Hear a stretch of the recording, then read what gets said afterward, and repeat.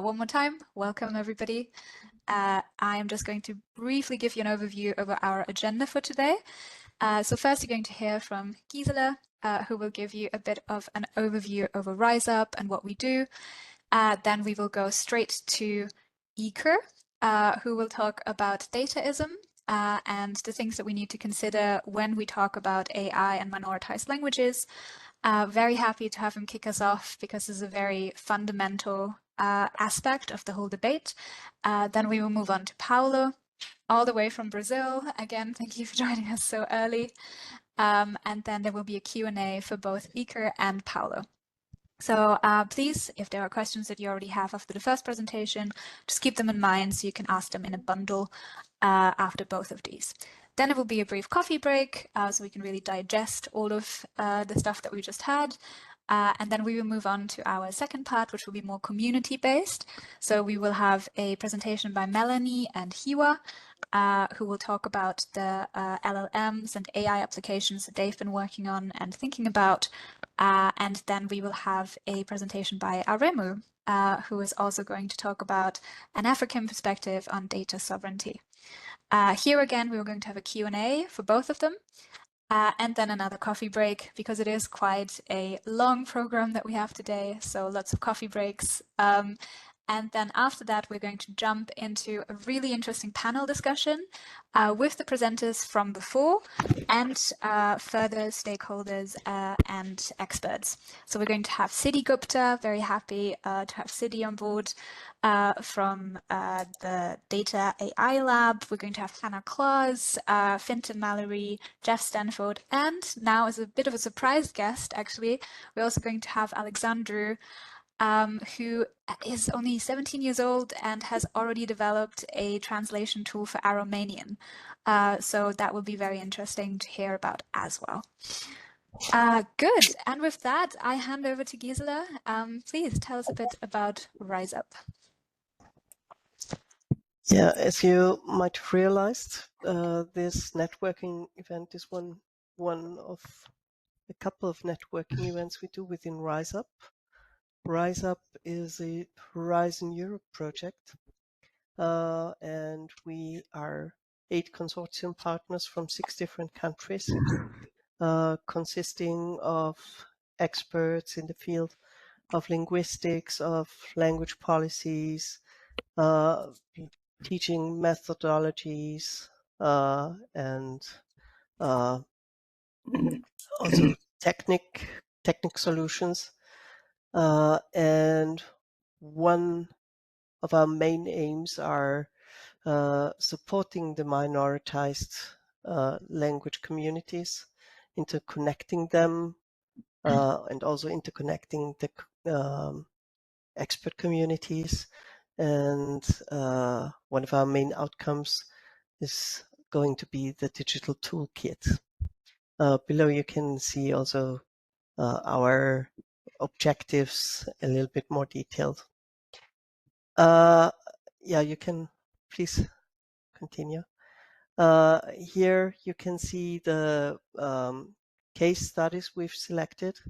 So in our project, we are focusing on 5 case studies with very different preconditions.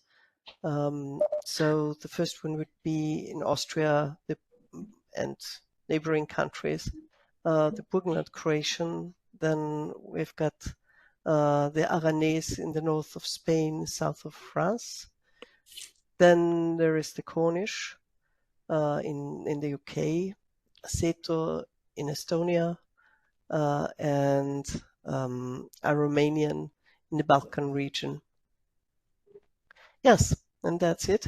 If you want to have more infos on the project, you can visit our website. At the very end, you also gonna have some links and QR codes to get to the information. And Violetta just also posted the link to our website. And now we can begin with the actual topic of this networking event. Thank you, Gisela. So yeah, if you want to check out the website, Violetta has posted a link in the chat. At the very end of this networking event, there will also be a Slido where you can share your thoughts and anything, any feedback that you would like to leave with us. And maybe as a bit of a bridge, the reason why we chose to host this particular networking event is because we realized that when we talked to a lot of community members, there was a very strong interest in AI. So a lot of people really thought that AI might be an option to save their language and to keep it into the future. And we wanted to present a stage where we can show all the benefits, but also all the dangers that are inherent in that. So we really want to shine a light on both what it can do and what it cannot do for minoritized languages. Which brings us to our first presentation. So Iker, that will be you. I'm just going to close mine and then hand it over to you. Okay, so thanks a lot. Thank you. Okay, I'm going to share my PowerPoint.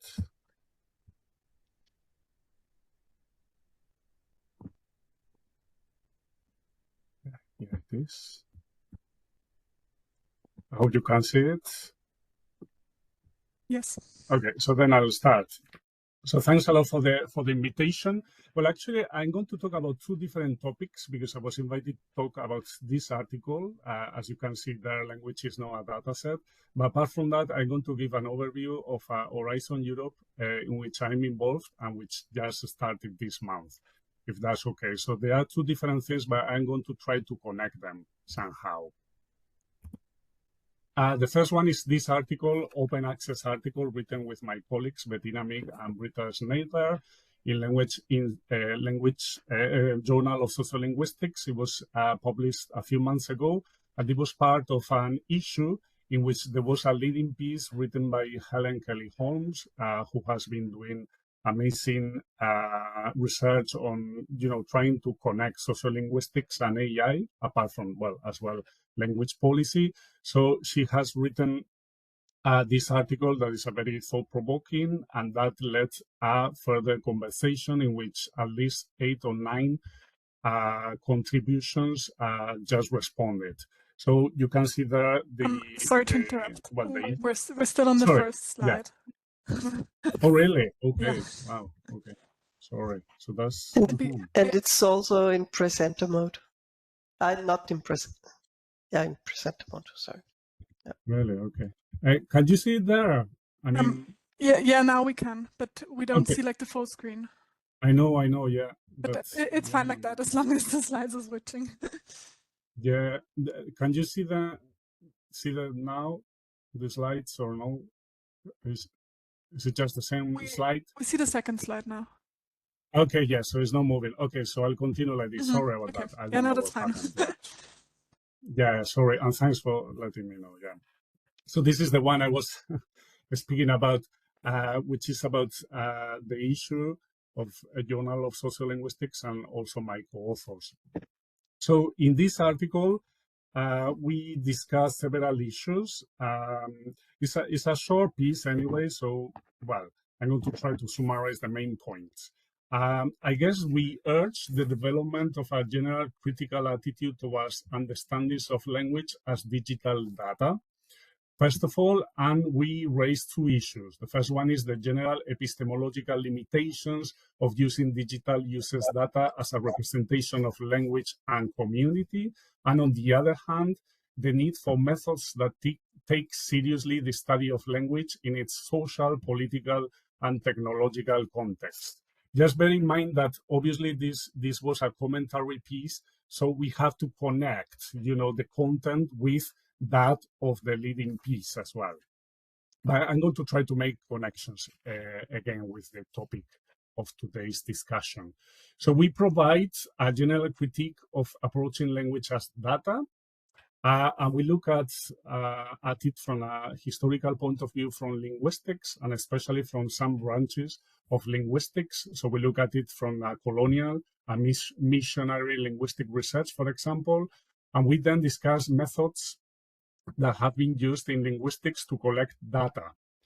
and the attempt to transform the human capacity of embodied, interactive, and collaborative meaning-making into word lists, grammar books, and dictionaries. We believe that some of these branches of linguistic research is the foreground, or are the foregrounded in what is now called the ideology of dataism. This is the belief in data as representing human behavior. Dataism implies assumptions such as the belief in objectivity of quantification and trust in data processing agents. The resulting datification of everyday life consists of extracting information from the flow of social life, matching it to imagined social realities and categories of fixing such relationships. In the context of linguistics, the understanding of language as data collected from oral practices transformed into writing led to conceptualizing language as referential code and languages as natural, given objects that are systematically and neatly structured. The outcomes of these activities are summarized in typologies, developmental hierarchies, and a canon of methods for optimal data extraction and analysis. And I mention this because this resembles quite a lot the epistemological basis of much of computational linguistics and NLP work that I guess we're going to discuss later. So our understanding is not that one, obviously, because we come from this social linguistic tradition and also linguistic anthropology as well. And we understand language as a fuzzy network of social acts whose meaning emerge in context as it is fundamentally pragmatic and indexical, and meaning making is a localized process. So we shouldn't forget this when we discuss issues about AI, and especially in relation to minority and indigenous languages, because we think that the sociolinguistic aspect of languages and minority language survival and revitalization as well is very diverse and is therefore rich and dynamic and defies neat correlative relationships that sometimes are adopted and critically in NLP approaches. So for that, we argue for two main points. One is ethnographic approaches to understanding the use of minority language communities and users, because I think we still don't have the whole picture of how technologies are used in this particular context. And on the other side, we also argue in the article to try, to take into account the socio-political and economic context, because if not, we don't really cover the full picture. We argue against a techno-solutionist approach that is normally taken in these discussions, and critical, I would say, discussions about minority languages and technology. And I agree here with William Lamb's presentation about AI and in this case, the particular case of Gaelic. Because I think, we need to discuss what AI actually can bring about in terms of, the maintenance of minority languages. So I guess we're going to have the chance to discuss this in more detail. And also the role of governments, and I finish with this, the role of governments is very important because we are afraid that public authorities have long delegated the development of digital technologies to the market, replacing government language technology policy with the strategies of the commercially driven private sector, in the belief that it would achieve social goods for all. So that's something that we developed further in the article that is going to appear shortly, I hope, in Language in Society. So considering this, I'm going to just give you an overview of the New Horizon Europe that kicked off on the 1st of May. It's called Fosterland, Fostering Linguistic Capital, a roadmap for reversing the diversity crisis and activating societal benefits in Europe. It's going to be for 3 years as well. It's being led by the University of Warsaw, and we have 9 different partners, as you can see them there, and plenty of NGOs and language activist associations as well. Apart from that, you can see the map. The project is very ambitious, and we want to cover many languages, minority languages, in this case in Europe. And we are going to consider as well, migrant languages, what is called migrant languages. Some of the objectives include to safeguard and promote endangered and minoritized languages spoken in Europe, and hopefully to have a transformative effect on how the linguistic and human capital of speakers is recognized, valued, and strengthened for the benefit of their communities. Apart from that, we're going to have hopefully some results, and the one that is closer to the topic of this discussion is that one highlighted in yellow, which is implemented automatic speech recognition and machine translation tools for endangered and minoritized languages. So because of that, in DCU and myself, I'm the co-PI of this work package, which is this one. And obviously, because we come from that sociolinguistic tradition that I explained before, we're going to try to use that to inform the way we're going to develop this work package, which has just started. So we're working at the moment of a long-scale survey that we're going to design with our partners about, to learn about availability and language communities' needs and everyday usage as well, because I think we don't have enough information about how technology is used in this particular context. And that will include as well translingual practices. We're going to try with that information, which is going to be developed from a qualitative point of view. We're going to try to evaluate and improve, as I say, automatic speech recognition and machine translation models. And apart from that, we're going to have a lot of activities in which we're going to involve communities, which is an important part of this project and any kind of research-oriented project with minority languages. And the last activity is going to be a technology showcase event in which we're going to share everything with language communities and other stakeholders. So I'm going to leave it there. Sorry for this thing that the PowerPoint, didn't quite work, but I hope you can, or you could follow it somehow here. Thank you. Thank you so much. Yes, no, it was definitely okay like this. Thank you. And yes, for anyone, if you have any questions for Ike, please remember them or write them into the chat, and we will get to them after the next presentation, which will be by Paulo. Paulo, maybe you can start sharing. Yeah, I'll start sharing.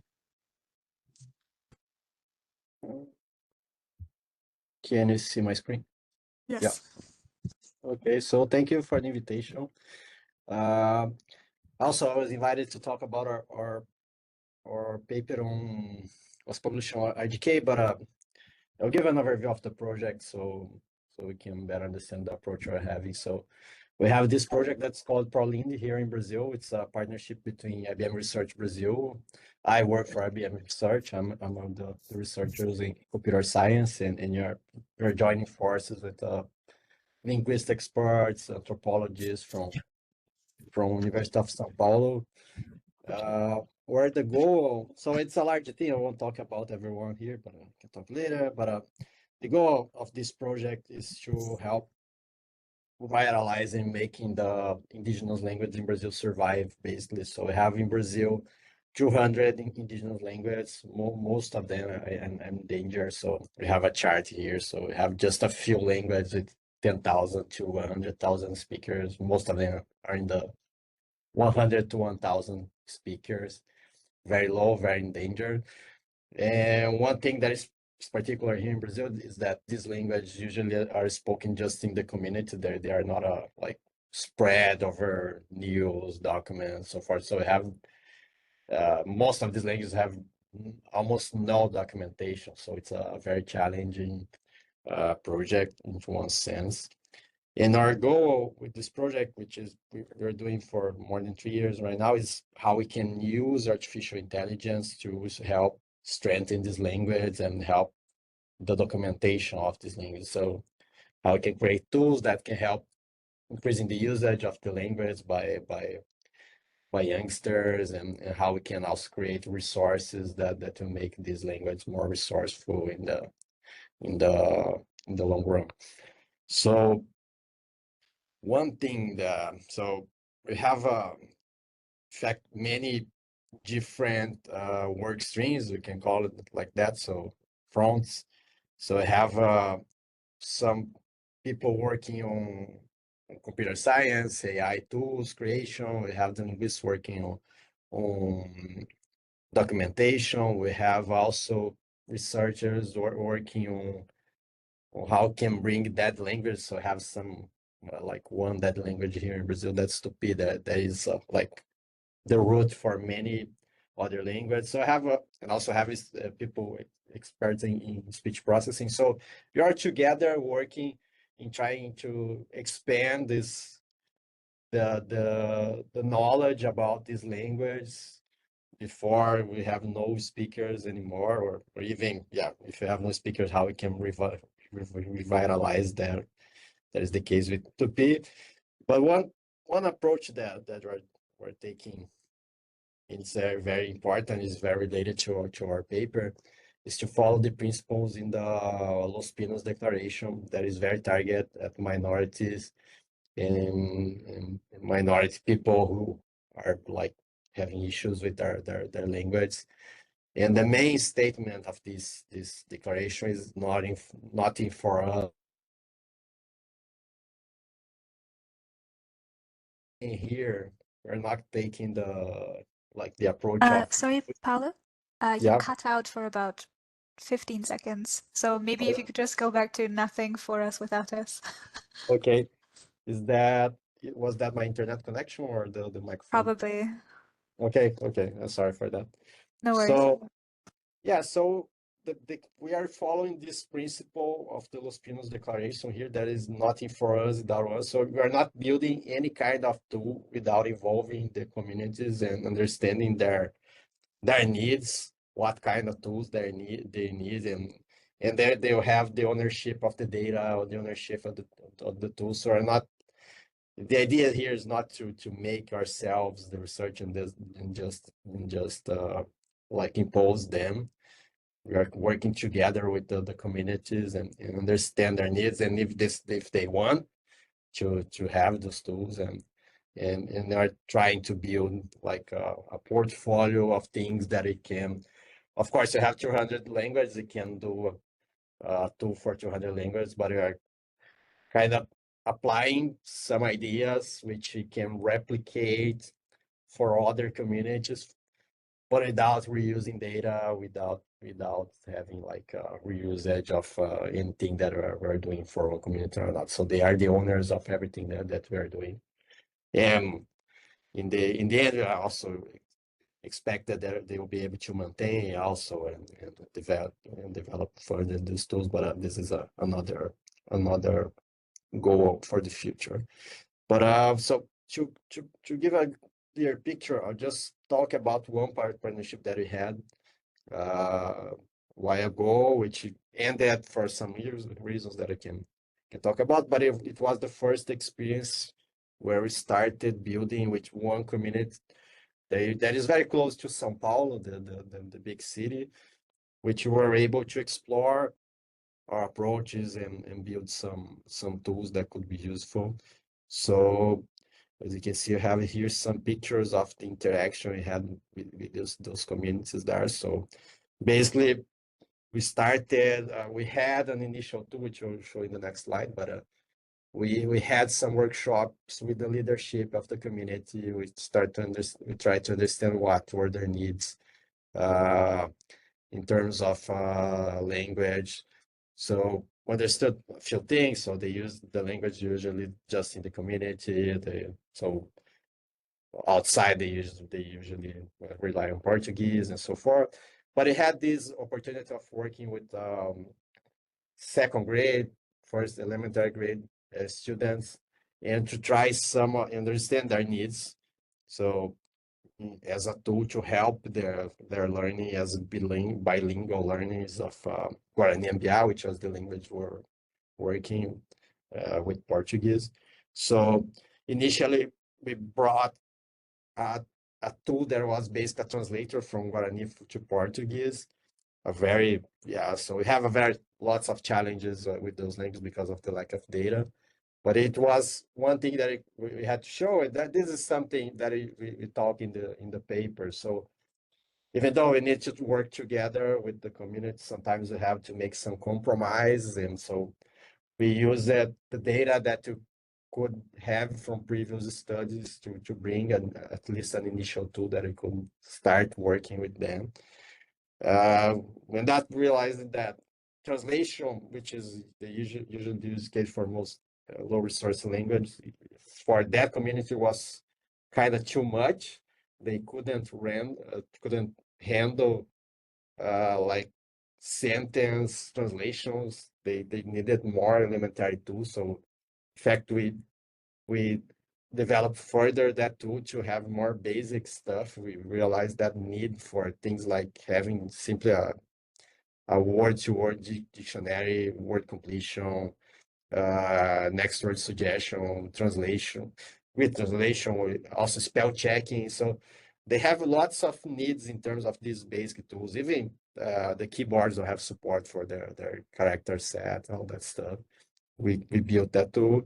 As I said, that ended, and that partnership ended, but that helped us create a first experience that it could like replicate it for other communities. So we have now one engagement to start in June with the community in the Amazon, which is very isolated, which speaks another language, Yengatu, which we were able to adapt our tool, and we're now again working with middle secondary grade students and trying to understand their needs and everything and how we can help.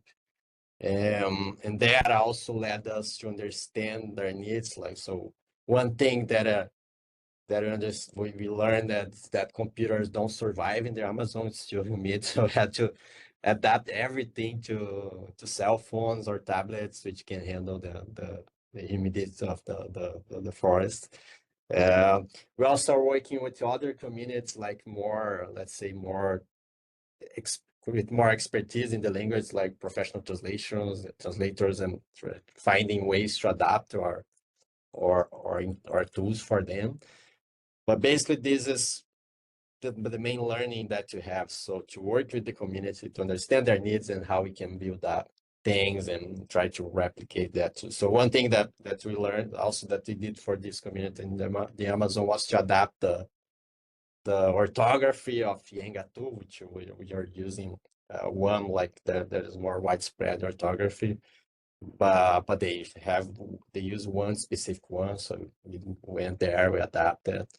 And so we have here a list of different. So we have that paper on GK, but I also are published different approaches that you are exploring in terms of translations for low resource language, everything that you're learning, exploring also some things like the usage of religious texts, which is a very complicated topic in this case of Brazilian indigenous communities, because religion was some tool for oppression a while back ago. So it's a very delicate subject. So but on the other hand, we see that there is religious data. So we have some work exploring in the sense of trying to understand how we can use the data and the language aspects of the language of those texts, and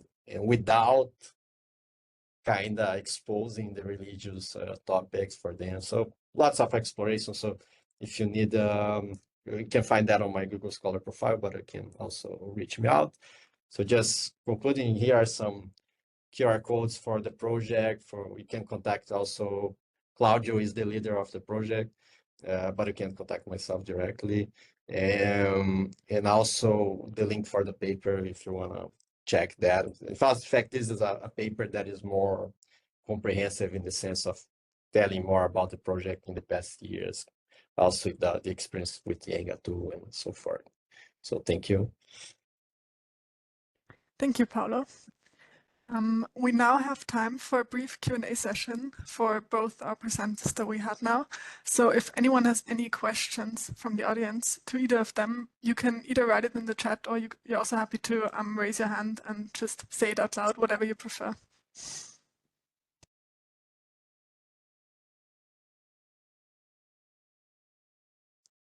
I think most people are still digesting, which is completely fair. It's a lot of new Play. information. Okay, we have a couple of people. Craig, Hi, hello. can you hear me, see me? Yes, both. Thanks.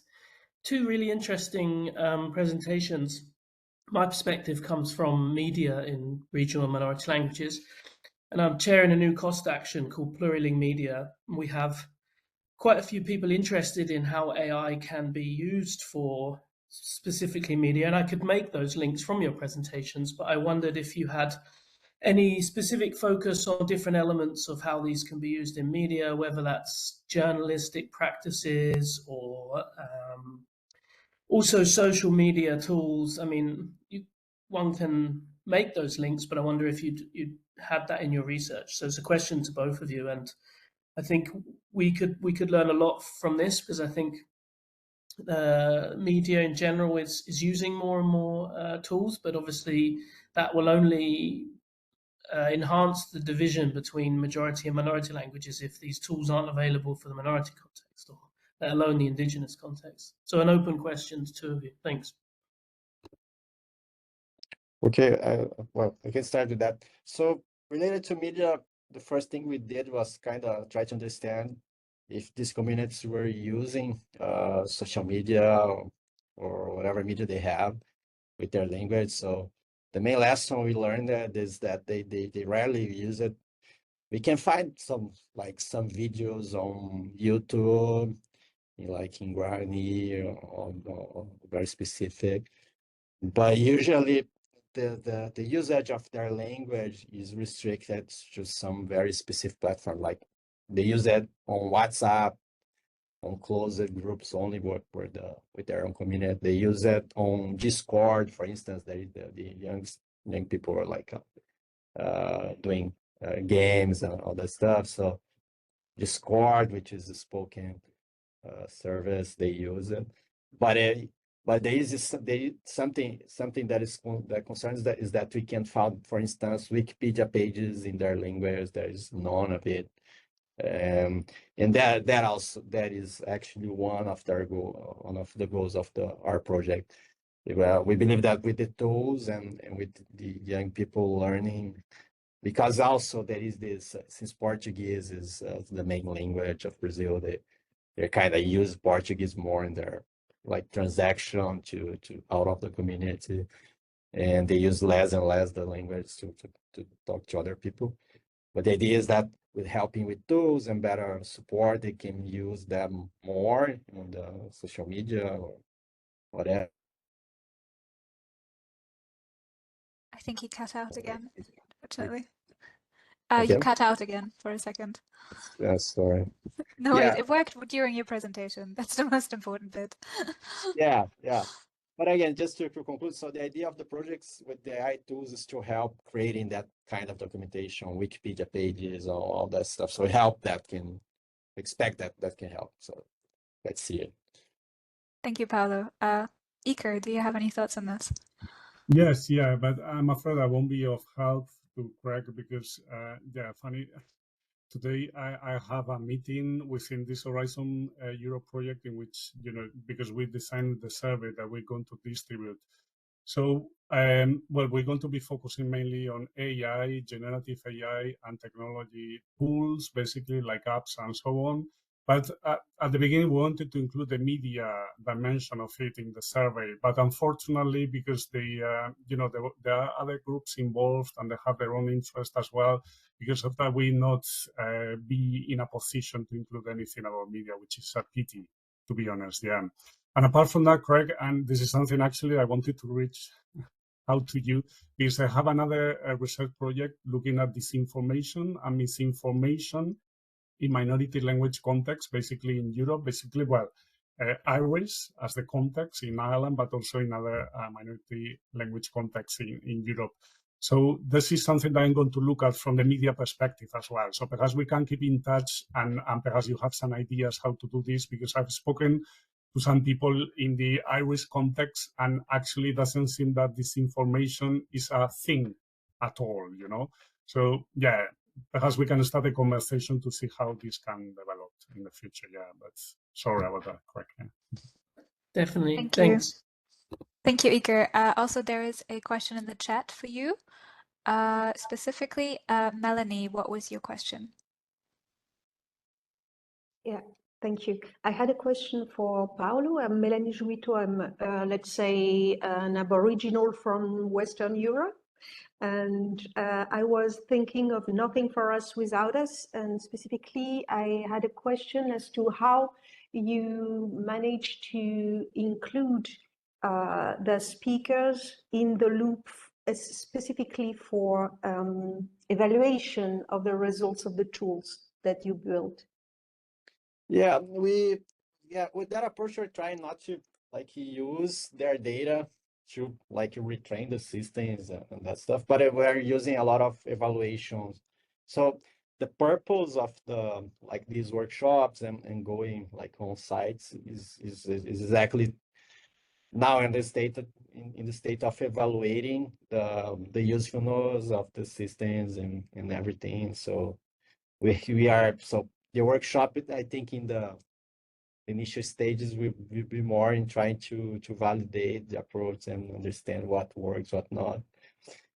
Currently, we are working with some teachers of this language, so in helping us to validate the approach before going to like in the Amazon and applying that. So we're kind of having some workshops where the teachers work with some students and try to validate some of the tools like the spell checkers and the orthography, all that stuff, the translation, and what's useful, what's weird, and all that stuff, and how we can improve the tool. Sorry, Paolo, so just so I'm understanding you correctly, it's kind of like circular then? So you keep going back to the communities? Yeah, in fact, we are now working with, let's say we have, because there's one thing, we have the, Yengatu is one specific language, which is not exactly an indigenous language originally. It was one language that was created by like Brazilians and Portuguese to talk to indigenous peoples in the Amazon. But then some of these communities lost their language. So one of these communities is Baré. They don't speak Baré anymore, and they adopted this language as their language now. So Yengatu, although not an indigenous language originally, is now one indigenous language for these communities. So outside of that, so we have like in the big cities, São Paulo, we have some experts in the language, or even some indigenous people, which are professors, linguistic professors, which are engaging to validate the tools we have right now. So trying to find which are the main issues, then to go apply that on the Amazon in their schools and there to validate. So like have the last validations step, but not exactly validating the specific issues, bugs that we have with the tools, but more in trying to find the usefulness for the language viralization process. Thank you. We will also talk more about this in a discussion round at the end. There are also two more questions in the chat.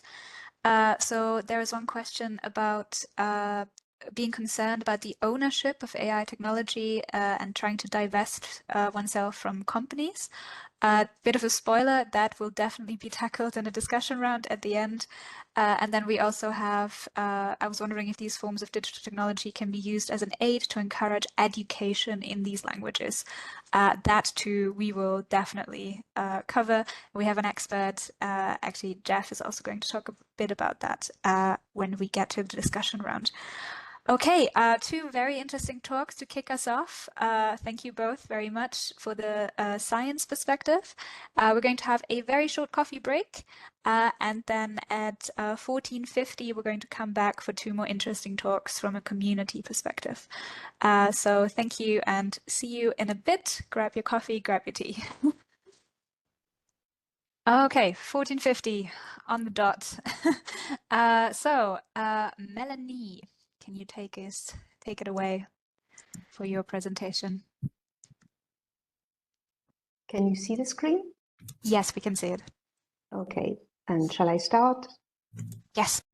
Okay, hi, I'm Melanie Juito, and I'm from the Research Institute in France. It's called CNRS, and I'm presenting today a project, a shared project with several colleagues inside the French state, with an extension with colleagues from Germany. And the second part of the talk will be presented to you by Hiwa Asadpour, telling you about the exportation of the solution I'm going to present to you to other language ecosystems. But for the first part of the talk, I'm going to tell you about the YAR project built with the community of Breton speakers and from within this community for a pilot step of the project. So we think our take is that inclusion and preservation of linguistic diversity is built on a quality of data gathering practices. We are going to be talking about speech technologies, specifically speech to text, because it's one of the main blocks that we need at the start of digital development. You all know, I guess, of Common Voice, and it's a great tool that we all use, but it lacks independent participation motives for the speakers. Like, people who give their voice have to know that they need NLP development and dedicate time specifically for that. And also the data lacks a little bit of naturalness, because people have to give their written sentences and then read them. So you have this reading prosody on the data. So let's equip speech data acquisition processes by supporting actual community practices, right? That's our take in the YAR project. YAR means Yezavro, it means the language of the country in the Breton language. And it's a very small project in terms of funding, but we want to develop two main tools for Breton in the first step. First, a mobile application for geolocated speech collection. And next, a collaborative transcription platform. And I'm going to present you those two tools in the coming section. So the first deliverable is technically very straightforward. It records a sound and it links it to a geotag. From this, we map the recordings, and the final users can listen to tracks on a route. What does that serve to the community? Well, we envision different user cases like hiking path, sound journey, museums, or touristic routes, collection of testimonies on traditional place names, or testimonies about someone when someone dies, etc. Storytelling walks in the moor, or geology classes. Those look very specific, right? That's because we take them from actual practices that Breton speakers like to do on site. So the idea is to equip the practices that already exist so that we can gather the data that's produced by the speakers in those moments. And it's also very important because at the end of scientific funding, we want the applications, the tools that we developed to be appropriated by the communities. So we like that it provides support for both local projects and augmented tourism, because it could help us gain independence of the tool once the scientific project ends up, well, the funding at least. We think that the formula is adequate to the empirical context in Brittany. To give you a very brief idea, we are all bilingual with French and with a very rapidly decreasing number of speakers. The advantages of the geolocalization feature help us face dialectal diversity, both for the speakers. We need dialectal flexibility, and also it creates learning paths anchored in the territory. If you want to learn the Breton of your own grandmother or your own somewhere, you can target this specific type of Breton. Also, it visibilizes the language in a moment in history where it goes towards clandestinization. So now we have sound. We have sound that people give us for their own purpose, but we need aligned data. So we need the sound actually to be transcribed. Who has transcribing practices in Brittany? Well, the learners do. They are the ones who want to listen to the same sentence 20 times in order to be able to write it down. So what we want is to build aligned data from a collaborative transcription platform, and inside the multiple humans who collaborate to transcribe, we want to slip in an ASR support. So at the beginning, the ASR we have is not that good. It can accelerate the transcription process, but not more. And the idea is that it would be incrementally fed by the transcriptions that people would provide. And we would like the teachers to use it as a tool that could facilitate their teaching practices. It answers the needs that we already documented on site. So a need for ASR tools, a need of socializing tools for Breton learning, and the presence of pedagogical sound material for teaching Breton. So in order for this to have consistency, we co-conceive, we co-design the tools with the final users, with a lot of ergonomic focus groups, so that we are sure that the specific end users can really use what we built with and for them. So we have different partnerships with associations and Breton teaching structures for adults in the country. So app adequacy plus usability will give us the appropriation of the tools by the community. And we use an iterative exploratory approach, always going back to the community to check that what we are conceiving is actually for them. And for ASR, we think it's good, this path we took, because we hope to obtain community-based training data with naturalness. And that's where Hiwa can tell us more about the exportation of this formula to a different language ecosystem. Hiwa, are you with us? Yeah, I think you see my shared screen right now. Yes, we see it. And now you should see my slides. Yes, we do. Okay, great. Thanks a lot for the whole team for organizing this great event. And also thanks for Melanie for presenting our topic. Yeah, my name is Hiwa Satpour. I'm from Goethe University Frankfurt in collaboration with the University of Saarland. And what I'm going to continue is like from different perspectives, different angles, with the same goal and mission, we found out in terms of cooperation with Melanie and her team, while we were also basically developing other tools and stuff, and we thought that it is better to have some kind of synergy. So we initiated a DFG project by the main host, me and Manfred Seiler from Goethe University, and partner institution Franz Minoritised. And we also have a couple of other partner institutions, University of Saarland, Bochum, German Research Center for Artificial Intelligence, as well as Technical University of Munich.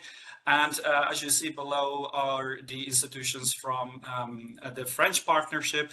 And we have also guest institutions, University of Vienna and Technical University of Liège from Czech Republic. So this is the background from the DFG perspective, but what we are synergizing, what we are talking about. So the area that we basically, from the German side, we are focusing, as you see on the map, the Google map is Western Asia, where various types of languages, Kurdish, for example, Gerusi, Mukri, Haurani, Gorani, Laki, and many more, of course, Armenian, Jewish, Christian, Neo-Aramaic, and other low resource languages. So there are varieties of languages from different language families, like Indo-European, Semitic, Turkic, Kartvelian, and so on. And the aim was like basically to bring the technologies to this region, because if we look at the minority topic in the Europe and other countries, in Middle East or in Western Asia, basically it is overlooked. And the recent technology is very kind of pursuing the people also to use, and there are various types of concerns actually. But what Western Asia has in relation with Europe is many of migrants, for example, from these communities, they are dwelling in Europe, also in West, in US, Canada, etc. And there are like millions of those that are minority already suppressed in their own regional countries. They are also living in EU, and actually that is very, very important, because now they are minority under the other dominant languages in Europe. For this area, basically we have field linguistic data, and which is still also in progress. And we wanted basically to test and also to synergize all of these tools that also from Melanie's group are also developing to basically we do it all the same for all of these varieties, and to check how the platform and the tools are working also. But what we are facing in terms of work and collaboration, first of all, the area basically it is underrepresented in terms of NLP applications. There are a few developed, but there are many issues regarding to those developed apps. In case of interest, I can tell you a couple of examples. We have limited or no digital infrastructure. Basically, when I'm talking about these languages, we have just either nothing or very, very rare, and it's very scarce. Also, multi-script, for example, one Kurdish variety, I mean, like let's say in Kurdish, we have about 3 different types of scripts, because they are living in different countries, about 50-60 million people.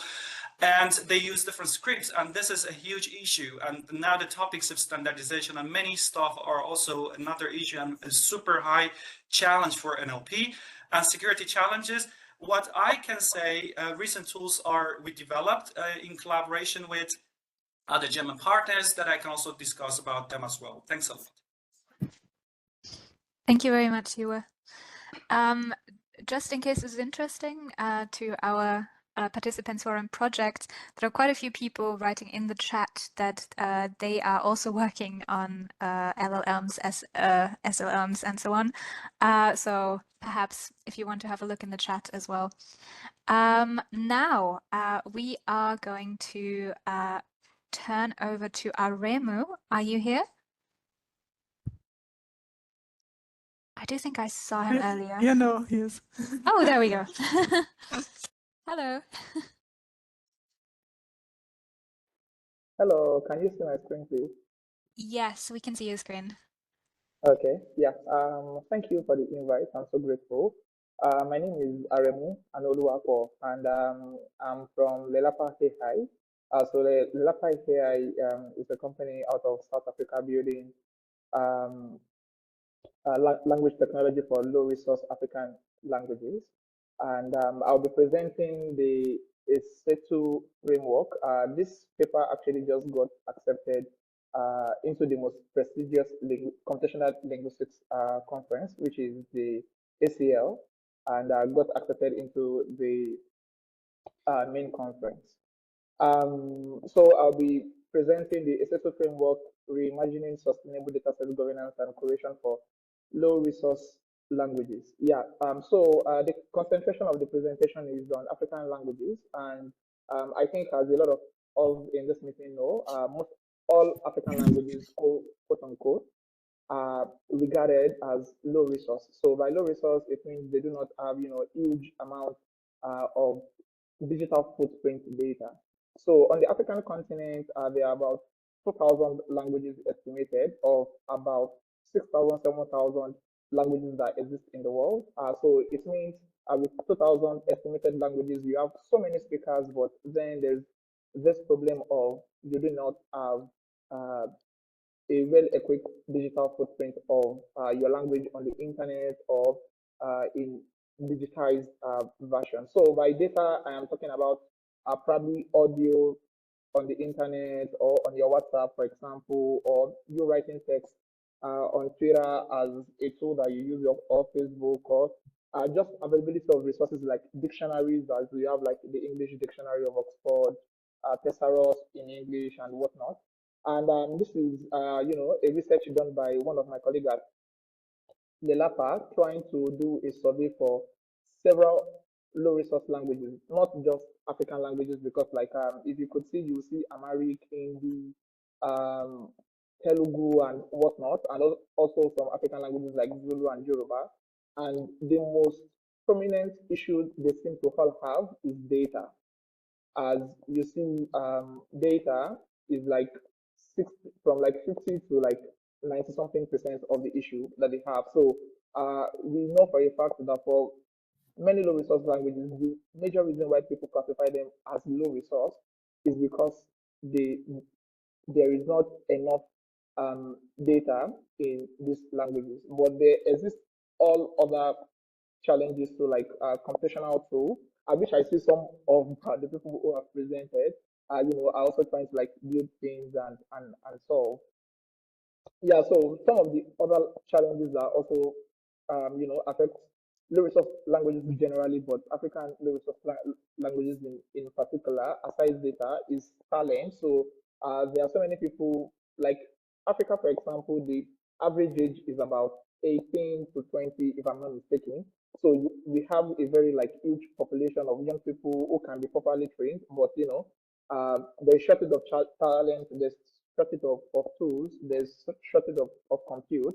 And this discussion is actually from the perspective of natural language processing, by the way. And yeah, so at the Lapa, we discovered that there is a lot of challenges. It gives room to exploitation. And how do we try to solve some of these challenges rather than, especially on the data end, um, since it is the most prominent, issue that a lot of languages have across the board, irrespective if they are African languages or not. So far, they are under the classification of low resource languages. Then we conceptualize three ideas. One is to hugely focus on low resource languages and try to build high quality data that could also be readily available for usage in various NLP tasks. And also, we envision that data is highly contextual. So because like when humans speak or when we use language tools, we use them in particular context. The kind of conversation you have when you are talking with probably someone in the bank is hugely different from when you are talking to maybe a customer service agent. Yeah, so while we are trying to build data, we also need to have in our mind the kind of context or the kind of setting or scenario we are trying to build for, so that this data will be very, very useful in NLP settings. And the last one is now like trying to build like local solutions. There are so many researches coming out from NGOs like Masakani Deep Learning in Daba, but like how do what we are trying to develop also help local players in the language technology ecosystem on the African continent or in emerging markets, like for example India, Pakistan and whatnot, to be able to like plug in into some of this data that could then be available, and try to like also leverage advantage and benefit from it. So we conceptualize the idea of the SSO license. So it is a community-centric approach for data, for creating and creating data, but on top of it, we then also add spices of data governance. And what it does, the major issue we are trying to solve is that because a lot of data communities do not have primary or secondary benefits of the work that they are doing, and as we all know, even if you spend a lot of money on compute and your data is not so good, it is going to result to what is known as garbage in, garbage out. So your models are as good as the kind of data you train them with. So in order to ensure that people who are putting a lot of effort, because like creating data is so hard, because you need to control a lot of independent and dependent variable. We have to then find ways to ensure that we protect in some ways this community. So the first step is probably, creating data sets if they are available somewhere, or you create them from scratch. And what our license is trying to introduce is that people who actually use this data set from such communities should be able to pay fair value to those who are actually working hard to produce this data.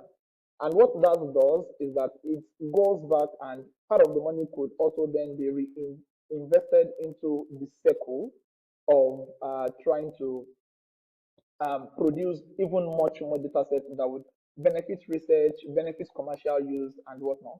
But like how it is also a bit, technically different is that for businesses that are in um, emerging markets or like African markets more generically, would have a sort of like discount compared to those maybe in the West who have like huge chunk of money.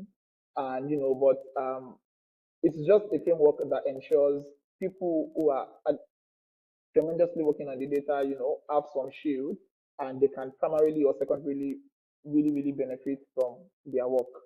And to demonstrate what we have built, we built a data set in Isakosa. It's a speech data set, and we open it under we open source the data under the ESETO license, and it's 10 hours of speech data set with enriched demography and linguistic metadata. And native speakers are the ones who actually like created this data in 8 voice, but like also trying to now balance the gender using or like working with 4 males and 4 females. And there are processes that we have also developed in the framework that controls for quality assurance validation when you are trying to do this kind of speech work. And we decided to also do this in speech and not text, majorly because from inception, Africa generally is an oral society.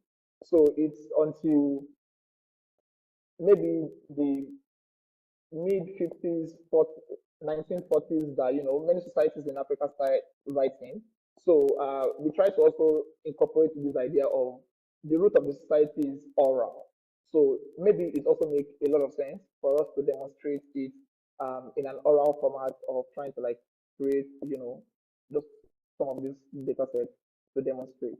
And a couple of people have actually been trying to use this license. One of the agency of the United Nations actually also is interested in using our license because they wrote to us about like how it is actually positioning people who are actually doing a lot of digital work to benefit from the labor that they are into. And some of the benefits is that it keeps a community as it gives them an amount of power and ownership of their work.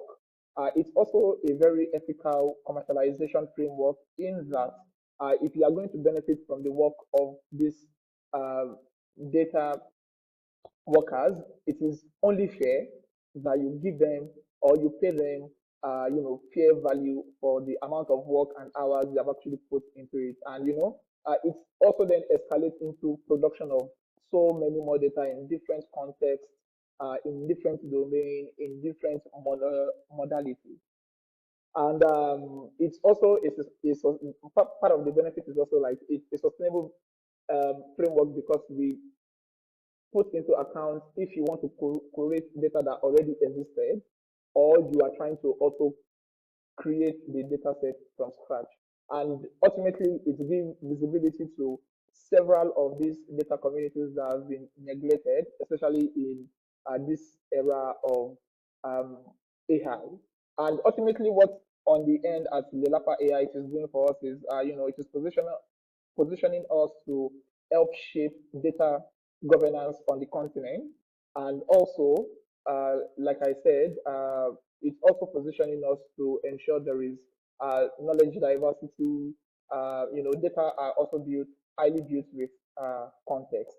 And just to round it up, is that we built the first Afrocentric small language model in 5 African languages, which was released in 2024 September. Because when you do not have so much resource, and you have the languages you're also working on are a bit low resource, then you need to find a way to ensure you still play in this age of AI by ensuring your language are also adequately represented in modern technology. Thank you. Thank you, Arimu.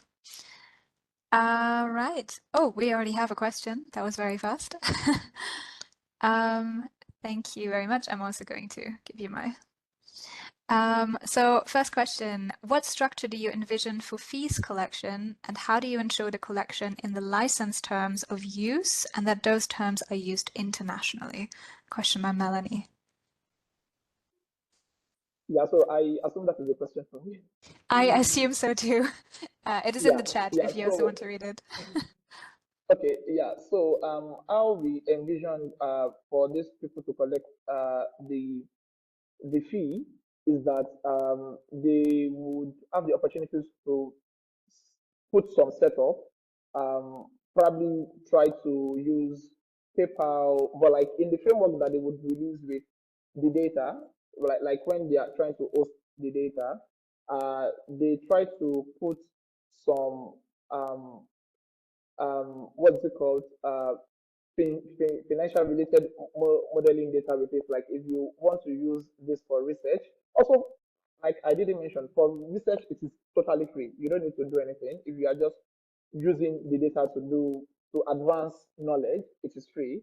But if you want to use it to probably train a model and you want to use the model to build a product, then under the license in which we have developed, it would require that you reach out to the community that have built this data set and be in communication with them. Yeah, so then you guys, or like the parties involved, would then discuss the terms and conditions.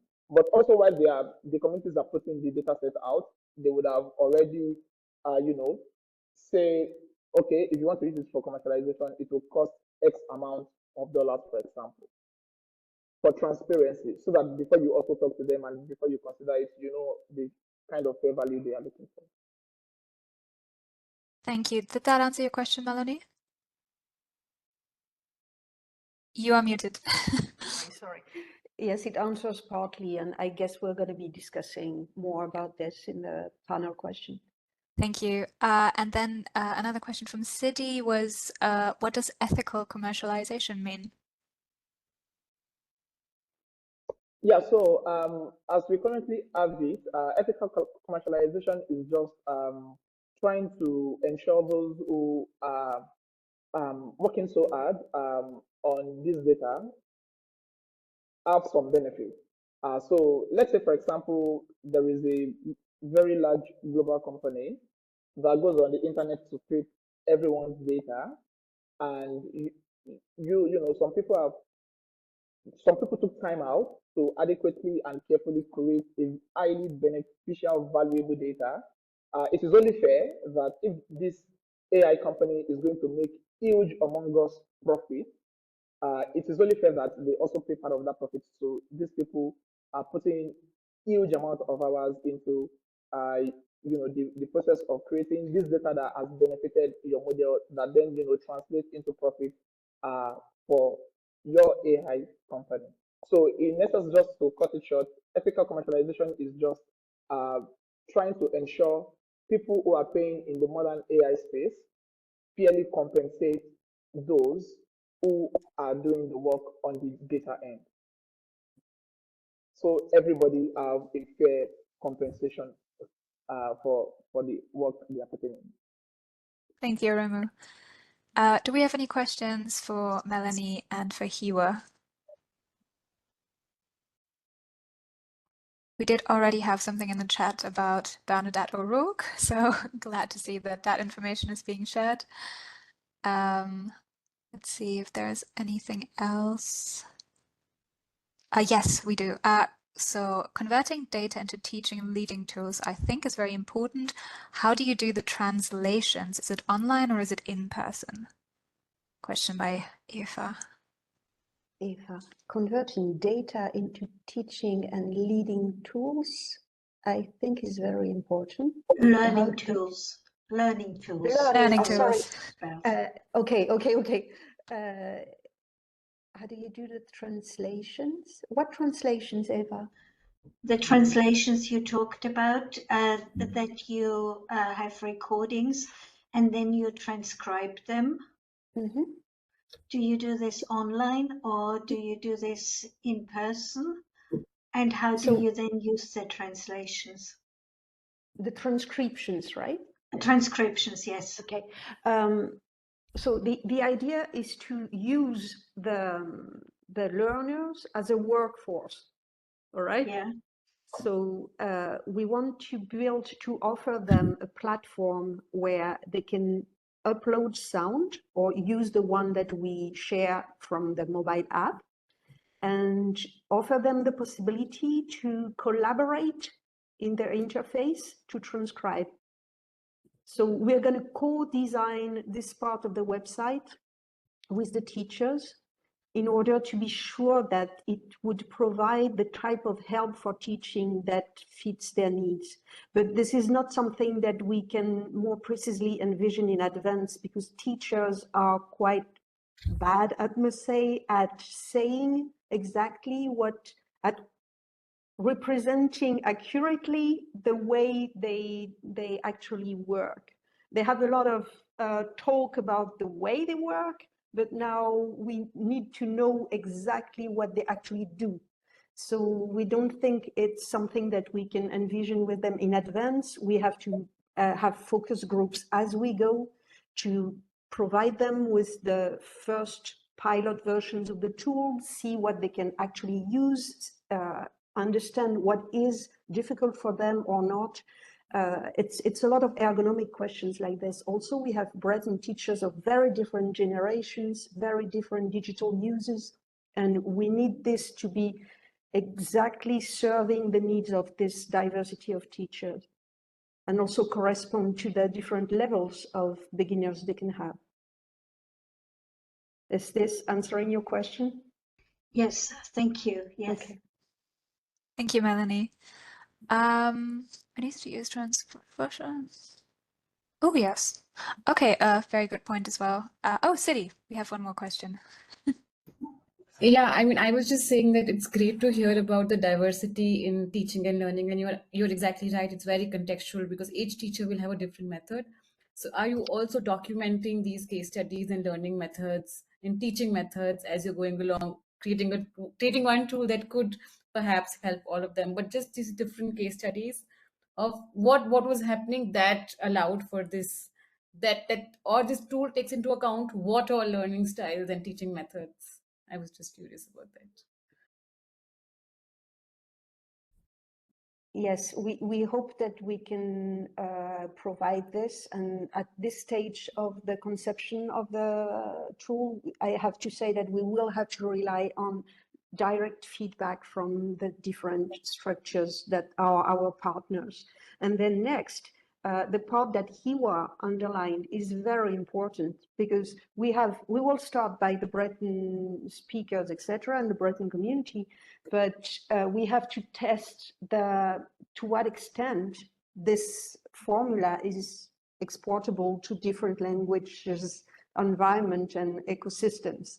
For example, one of the first things that we discussed with Hiwa when we met was like, how are we gonna use geolocalization if some of the speakers could be put in danger by geolocalization? So we have to think, of course, deeply of those questions before providing a tool that could be dangerous to people. But that's the reason why we insist on co-designing the tools with the people at the very first steps of conception. Thank you, Melanie. Okay, again, a lot to take in, a lot to process. All of this we will return to in our final part of today's event, which will be the discussion round. Before we go there, let's have one more recharge, one more coffee pit stop. or a tea pit stop in my case. But before we do this, I wanted to ask you all if we could maybe take a short picture for social media. It will be just everybody, if you can, turn on your cameras, and we're just going to make a quick screenshot and then share that we were all here today and this actually happened, and we all learned a lot. And okay, more and more people coming on, fantastic. I see that Gisela and Eva are actually twinning. You're wearing very similar colors. Okay, maybe a couple more people, then we have the full spread. Iker, if you could maybe also, maybe he's left already to get a tea, that's possible. I think he might have. All right, then let's do it with all of us here. So just a very quick, give me your brightest smile for the future of AI and minoritized languages. And then we're going to post this in 1, 2, 3, let's go. There we go. All right, perfect. It's a bit of a running joke in our company that I always have the exact same face when we do this. I think I've managed again. Okay, so let's do a quick coffee break and we will return at, let's say 15:35. Let's have a full 10 minutes, and I will see you all soon. Okay, welcome back, and my presentation has disappeared. Why did that happen? It's black now. Why are you black? Yeah, There we go. Okay, it's just gone under cover for a bit.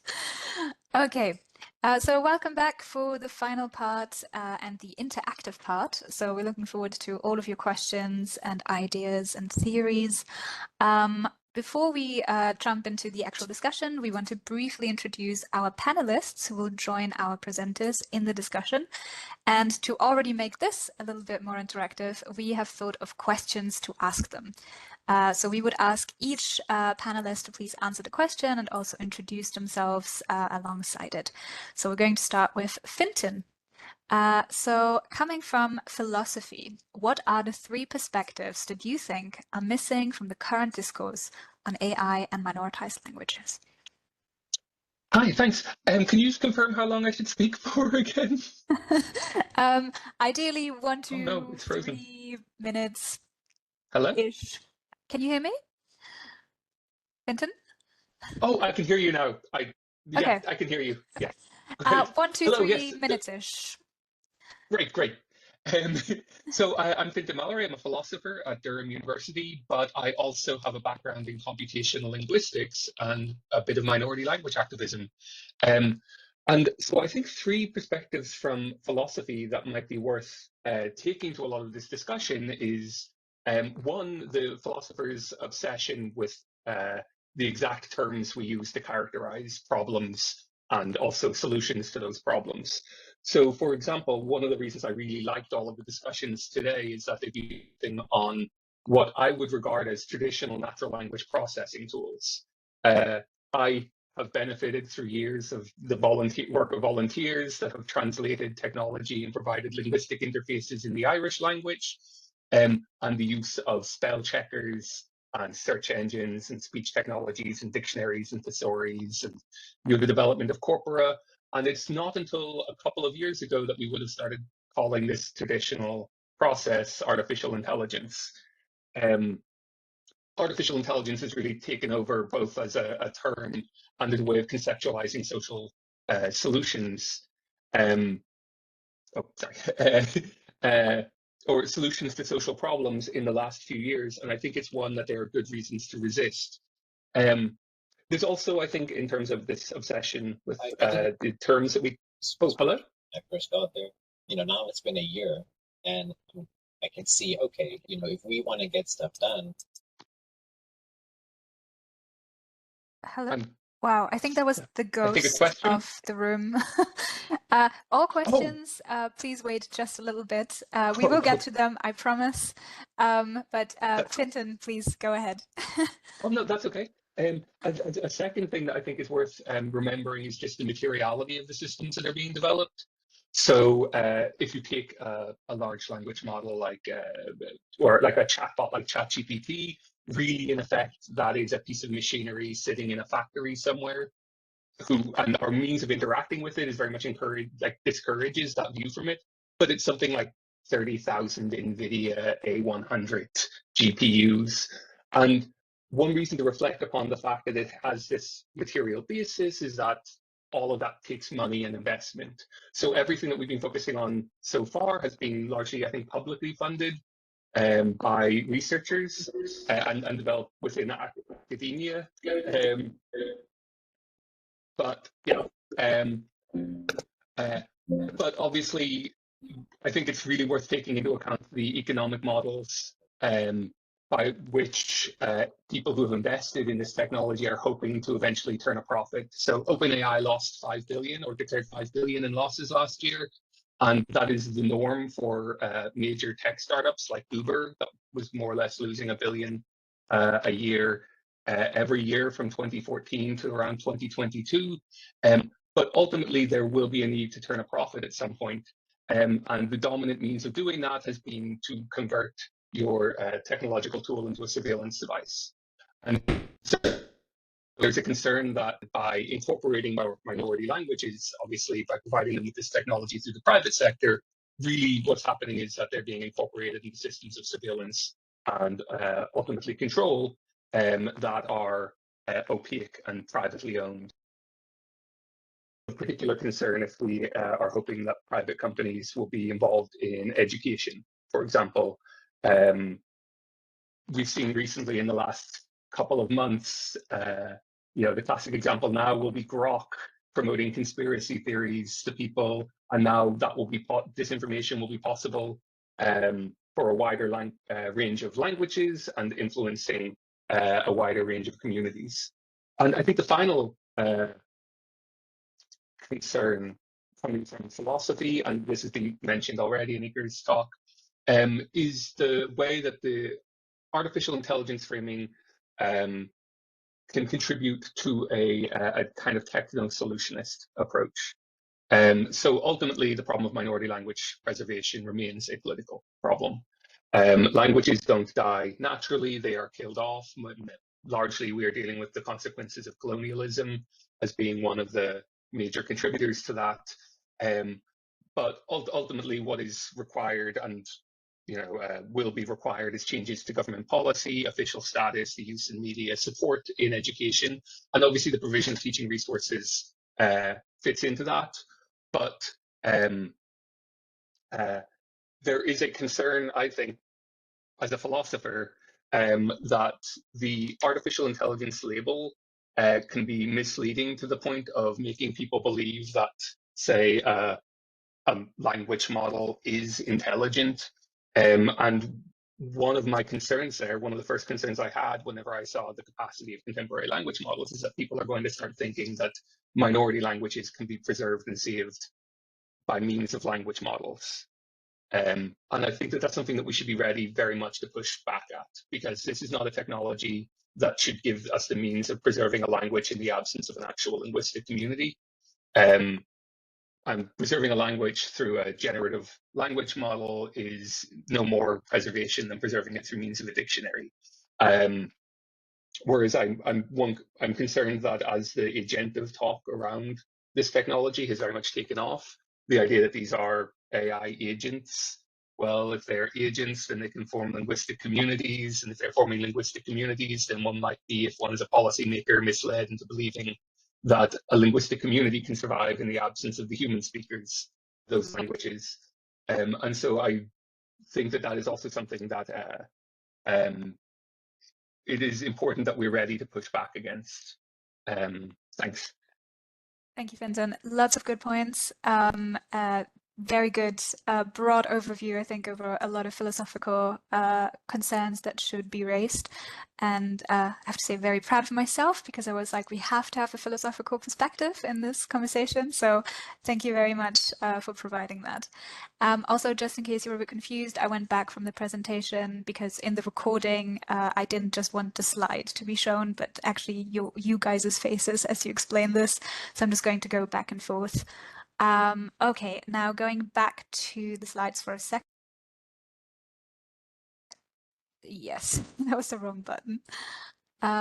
Okay, there we go. now we're going to Hannah. Hannah, in your research, which are the 3 most common language modeling biases that you encounter? Thank you. So first of all, hi everyone, I'm Hannah. I'm currently a PhD student at the University of Cambridge, and I'm focusing on large language models for low resource languages.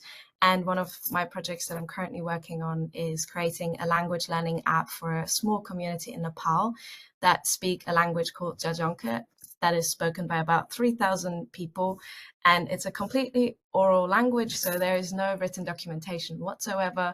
And because there are more elderly people than younger people, the language is slowly somewhat dying out. So working together with the community, we thought about how can we possibly preserve the language and the culture connected to it as well. So we're creating this language learning app to first, with a linguist, we created the script where they can write their own language.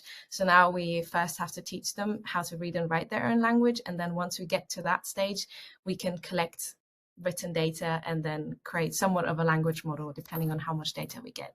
And that using different interactive tasks. So there are games, there are different ways we can have an input from, what is their daily life within that village, for example, so that we can somewhat preserve the culture and the language. And when it comes to these language model biases, I think the main thing is really that there's just so much English data out there that we're so used to creating all these infrastructures from a very English perspective, from a very Western perspective. So we created this whole foundation and we just assumed that this is the way to go and this is the way to continue. And in the end, we're just forcing everyone to learn English in order to use these kinds of technologies, which I find is very problematic. And again, very colonial again.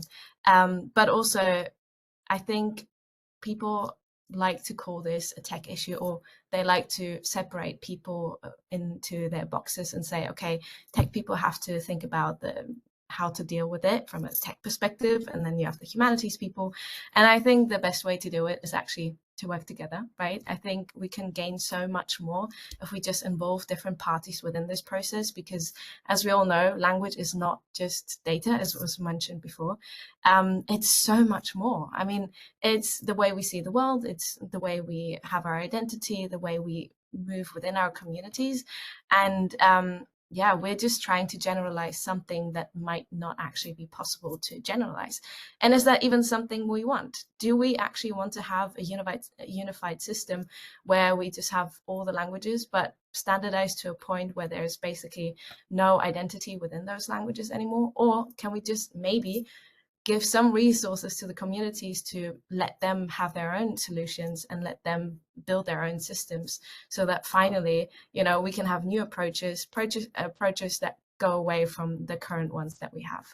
So this is all what I'm looking at, but I think from what I saw today, it's been very promising. And honestly, I'm excited for this. Thanks. Thank you very much, Hannah. Going back to the slides. Oops. Okay, that brings us to, oh, that's new. Just moving, there we go, City. Hello, in your experience, what are 3 of the most urgent and practical ways in which AI can be made inclusive? Something we've already touched upon. Yeah, hi everyone. I'm Siddhi and I'm representing the Inclusive AI Lab today. And we're based in Utrecht. And it's a consortium actually, which has partners from the academia, the civic sector, and the private sector.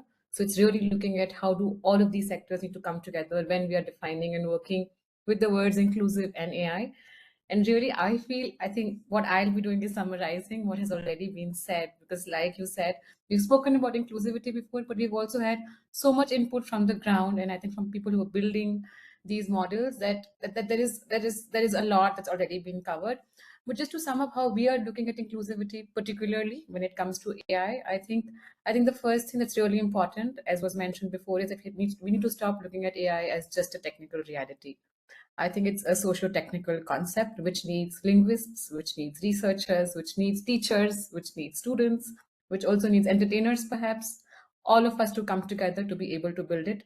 But I feel as we say it, I think people in the room realize how difficult it also is, because it means that there are different knowledge bodies that will work together. But that which means that we not only have to present our knowledge body, but also make a very, very sincere effort to understand the other knowledge body. Just going back to what Hannah said, I think to have a linguist in a room talking about a large language model, first we need to understand what is the basis of coding as a language itself. What language is that built on for me to be able to intervene, not just the data points and the outcome of this language model, but the infrastructure that's going to facilitate it as well. So I think the socio-technical imagination, while we agree to it, I think there are many different ways in which this can be expanded and looked at when we are in a room with diverse perspectives. I think the other thing, again, which has been said before, I think is crowdsourcing. I think our users are many and diversity is really an opportunity. How can we involve the people that we are hoping to serve in the process? And I also think sometimes I feel in this room, because this problem is urgent and it is very, very now, there is an opportunity to create data sets. But in India, where there are so many languages already, there are languages which have data sets but still have issues. And so who do we go to then when we are not starting from scratch, right? When there is already existing work done, how do we validate it? How do we test the gaps and then respond to those? So I also feel some sort of a recursive going back to the community to not just build, but constantly evolve, I think would be the second practical way that maybe we can look at when we have so many different perspectives in the room. And lastly, I think we have to build this collaboratively, where it has to be north-south, it has to be public-private, it has to be policy and action, it has to be learning and teaching, it has to be commercial but ethical, which is why I was very interested in the oxymoron, is that all the possible oxymorons that we can think of need to work together, because fortunately or unfortunately, I think resources are limited. When we're talking about minoritized languages, we really are, I think, we're working on limited resources. So the only way, I think, to do it well and help each other is to build it together. Thank you. Thank you so much, Siddhi. Also, very good overview. We're encapsulating a lot of big ideas in a very short amount of time, but we are going to go back to all of them in the discussion. Now we are going to move on to Alexandru. We are so happy that you got to join us today. Definitely, I think, the youngest person in the room, and definitely one of the people with the most experience. So that's a very interesting combination. So what are the 3 most important lessons that you learned while setting up arrowtranslate.com? Hi everyone, thank you so much for having me. I'm Alex, I'm a senior in high school from Romania.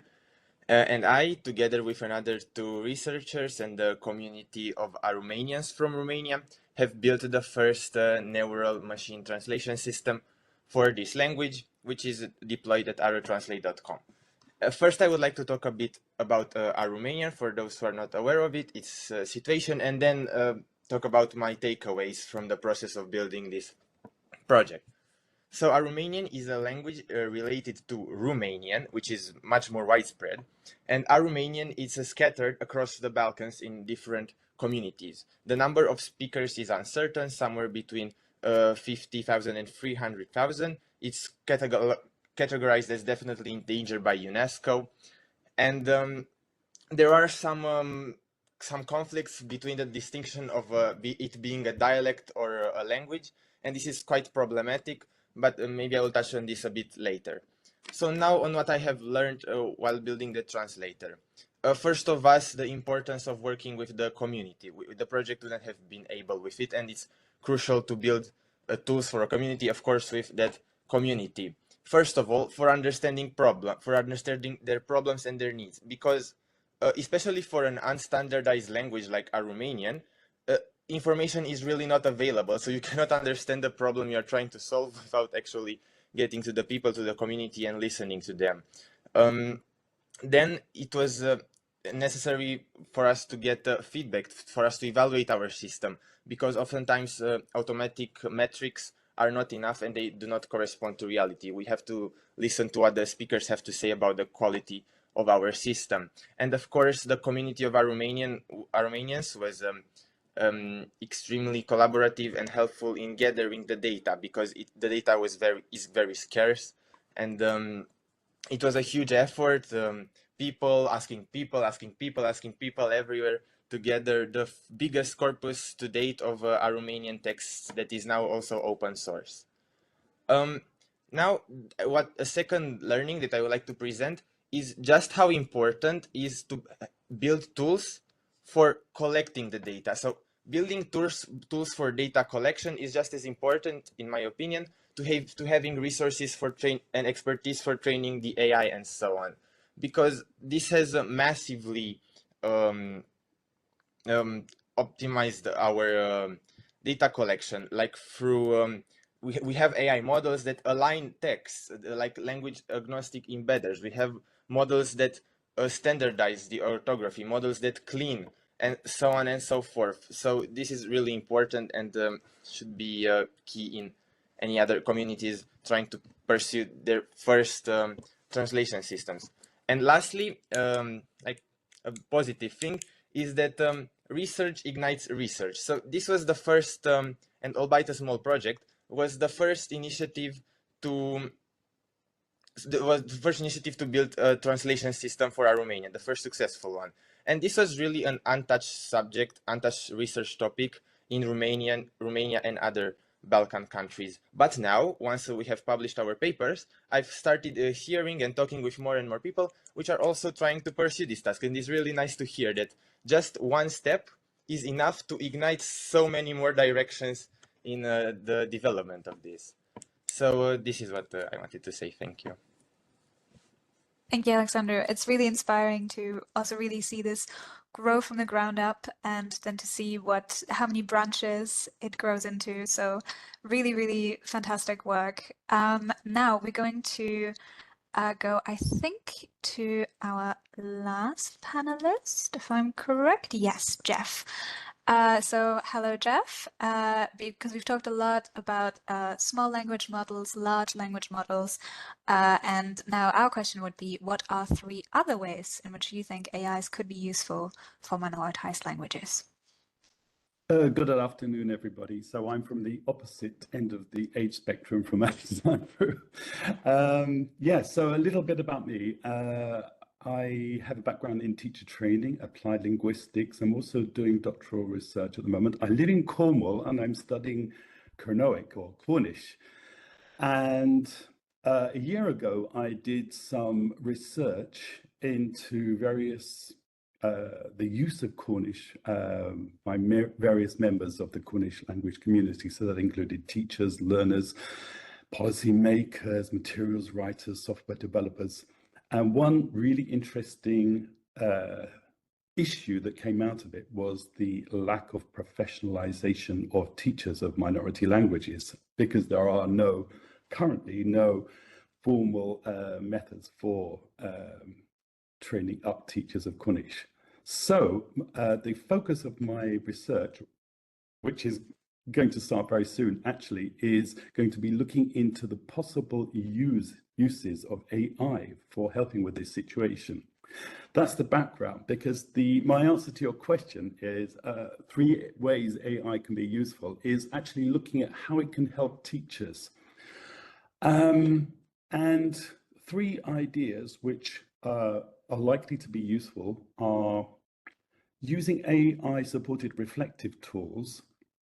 So, for example, if you have someone who doesn't have a lot of experience teaching, they can actually put their lesson plan into an LLM and get it analyzed. And they can say, well, listen, I want it to be successful. I'm worried about pronunciation. I'm worried about spelling. Will I repeat enough? Will I help with the memory, etc.? And they can ask the chatbot to comment on what they're doing. So if you like, it's a sort of metacognitive approach. Anything generating Cornish is not reliable. So this is a step above this, but it's really helping develop pedagogical skills as a sort of coaching assistant. Another thing that teachers can do is work together to do something like resource tagging. So they could, if they're not experienced teachers, they won't necessarily know what things are called by regular professional teachers. So they could ask AI to say, well, how would I tag this text or this recording? And then they can go back to their community and discuss critically what they found out thanks to AI, and maybe create a shared database over time. So AI, again, is scaffolding the process, but it's the teacher dialogue around the tags which is generating the learning.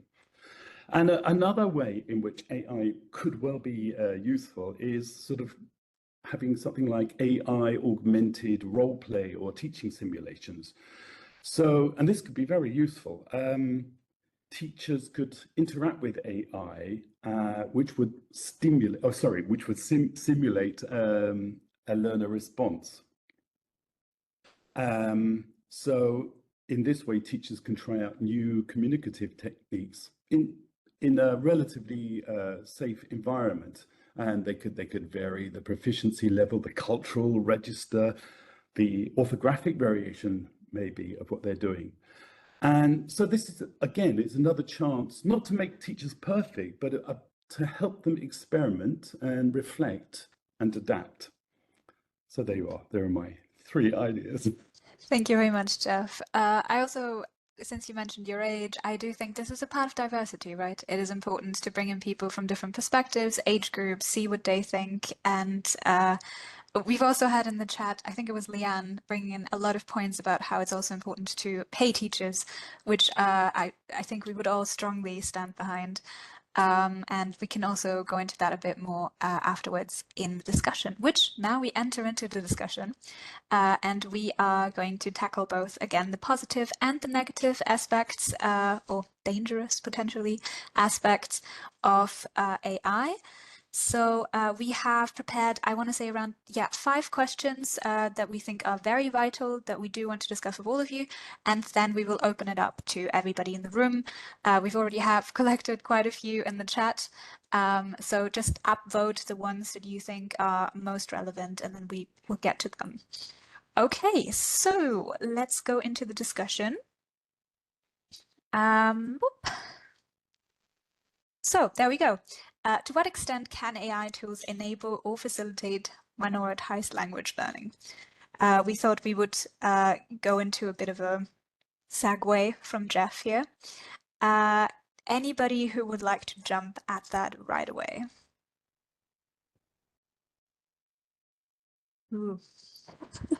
Okay, I could start. Go for it, Hannah. I mean, because basically that is part of my PhD, where I really look into language learning for these kinds of minoritized languages. And it's not that easy, because in order to even, have AI tools that can help you with this, you need data.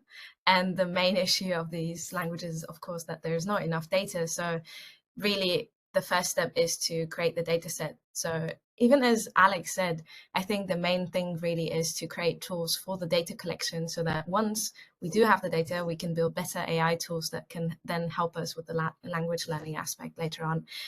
Because sure, it would be great to have all these AI tools that can help other people as well, that can help us with the data later on, and with the training of new models and new applications, a ChatGPT for the language in Nepal that I'm working on. Sure, that would be great, but until we get to that point, it's going to take such a long time and so much community involvement. And I think in that case, you really have to be careful how you use these kinds of tools as well, because with that comes education for people, how to properly use them, how to properly build them, how to make sure that it's safe, who owns the data, what happens afterwards, how do you maintain this, especially if this is in places where there's no infrastructure yet, or there's no education on this either. So that really you have to first build the infrastructure in order to be able to build these AI tools that can then help you with the language learning. So yeah, this is all a lot, but I do think that one day... You basically just gave us a run through of all of our questions. So but yes, thank you. These are all the questions. Yeah, I just think, so I'm hopeful, definitely, But I do think that we first have to start with a foundation and, create an infrastructure. And that means we have to involve as many people from different areas as possible, because otherwise, if we rely on tech people creating an infrastructure, it's not going to work. Thank you, Hannah. I did also find that interesting earlier when Paolo mentioned that you actually had to break it down further because you started at a very high level and you realized actually you need more fundamental tools. I think this is a very common occurrence. So, Sidi, your point. Yeah, I just wanted to add two things to what Hannah just said. I think is that because your question says extent of learning, right? It doesn't say extent of use and it doesn't say extent of data collection. I also feel currently, again, going back to languages that have existing language sets, for instance, just to build onto that, I think sometimes learning Duolingo, to take that example as well, we could look at language learning to go beyond technical learning. I think it's a cultural subject. And I really want to ask that when we say extent of learning, how do we bring that cultural nuance into if language is a way of life, then how do I get to that point? And if there are speakers who don't speak one language and speak multi languages, how can we get to a point where what is the assessment criteria for good learning of language, where it's not just technical translation, but it actually means actual use and something that I can use with people around me, because even though we may all not have, it's not our mother tongue and it's not something that belongs to this region, but we've all learned it, let's say on a language model, but can we use it? I just feel that's what I wanted to bring. And the other thing is multimodality. I think there are invisible languages that actually can't be written. And how will we code those ever into a language model? And just how are we thinking about learning and teaching those languages, whose infrastructure is so different that even to think of them to be built into a language model is, how are we thinking about those realities? I think it's also interesting to consider then how it sort of in both direction limits what we define as a language, right? Because we say this is a language model, but actually it's just a subset of potential languages. Whereas if we were to consider those, we would need something much bigger. So this, I think it's again a sort of philosophical perspective on this that is very needed. Jeff. Yeah, maybe I can comment on something Sidi just said and what Kevin Jones has just written in the comments. So I agree totally with you about the need for teachers, especially to be able to reflect on what they're doing. That's hence my answers before.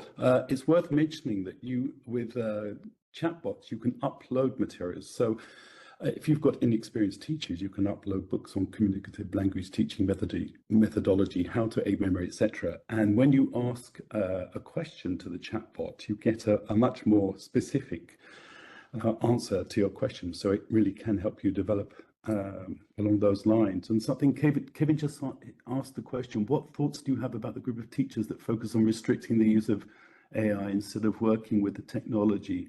I mean, I think this fear of technology is everywhere, but also amongst teachers. And it seems to me that it's really useful if you have guided sessions where you introduce teachers to the range of possibilities with AI and helping them understand where the ethical boundaries are. Because a lot of teachers I've worked with as well see AI chatbots as simply a way of cheating, whereas it could be a wonderful teaching companion or learning companion, and it's helping teachers understand what prompts they need to ask, how they can use the chatbots to the best ability to, and therefore you may actually increase their curiosity and confidence in using those chatbots.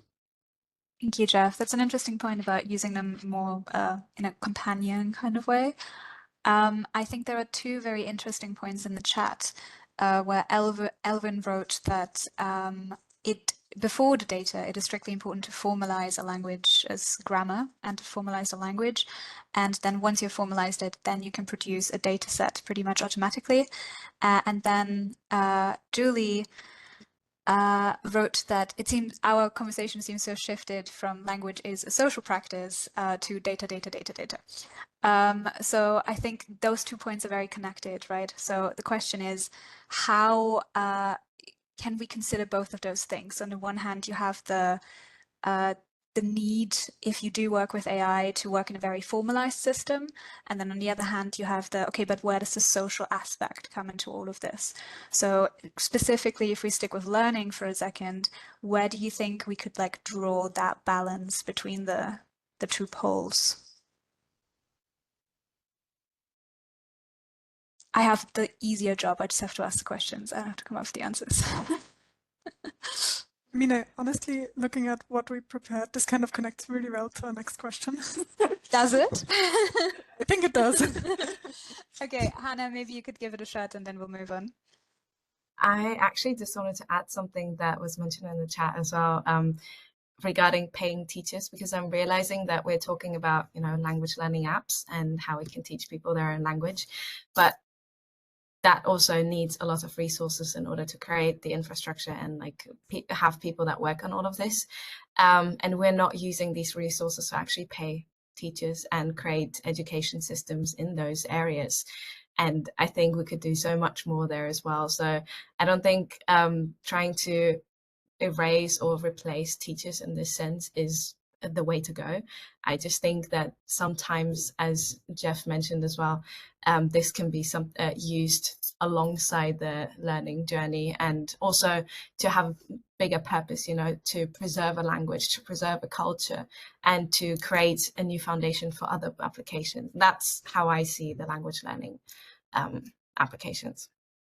Absolutely. And I always think it's very important to keep in mind the question of who benefits by introducing these new technologies. So if we really push for just having technologies instead of teachers, that should give you pause. So always wondering, where does the money go? Why does it go there? And so on. So this is something that we're going to touch on as well a bit in the social context then. But before we move into the more critical aspects, which we will, what would you think, how can minoritized language communities in general, not just in terms of learning, but how can minoritized language communities benefit from minoritized LLMs? Hannah, I see your hand still up, or is it? No. Anybody want to give this a shot?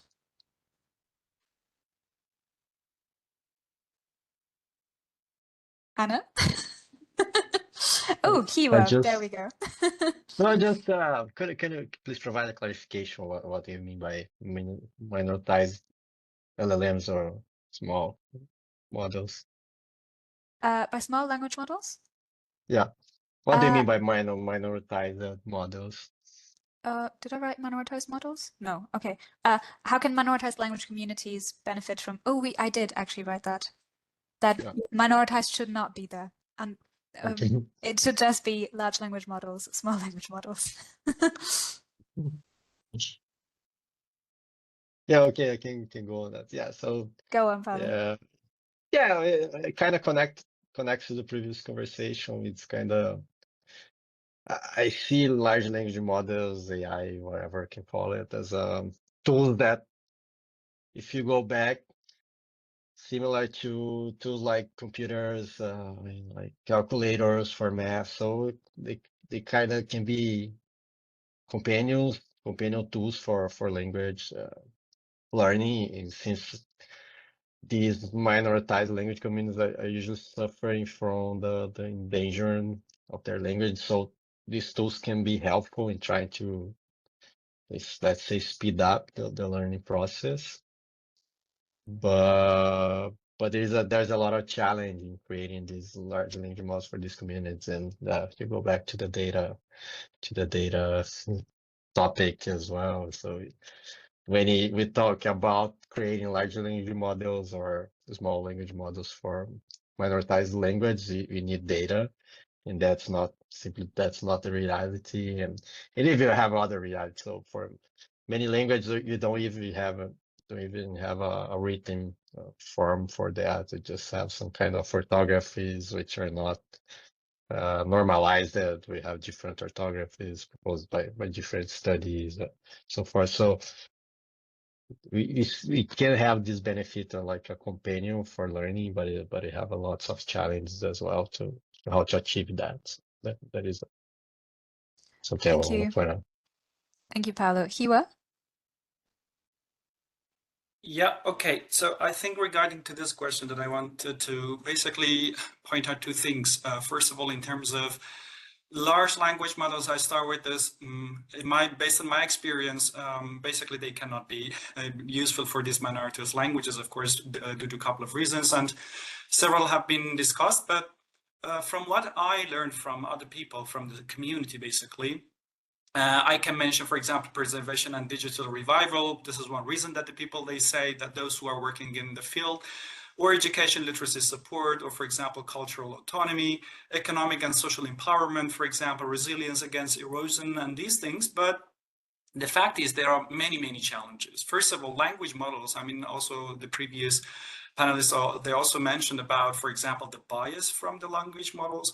The second thing is that, for example, funding and infrastructure, these are very, very big challenges that we are facing with, for example, how to develop these tools, because nowadays there is a thirst for all of the communities, for people just to develop the technology. So I think that I should say that how minority language communities benefit from the technology rather than large language model. Because for me, when I'm looking and checking of the models that are produced for the languages I'm working with, I mean, basically it is just a catastrophe.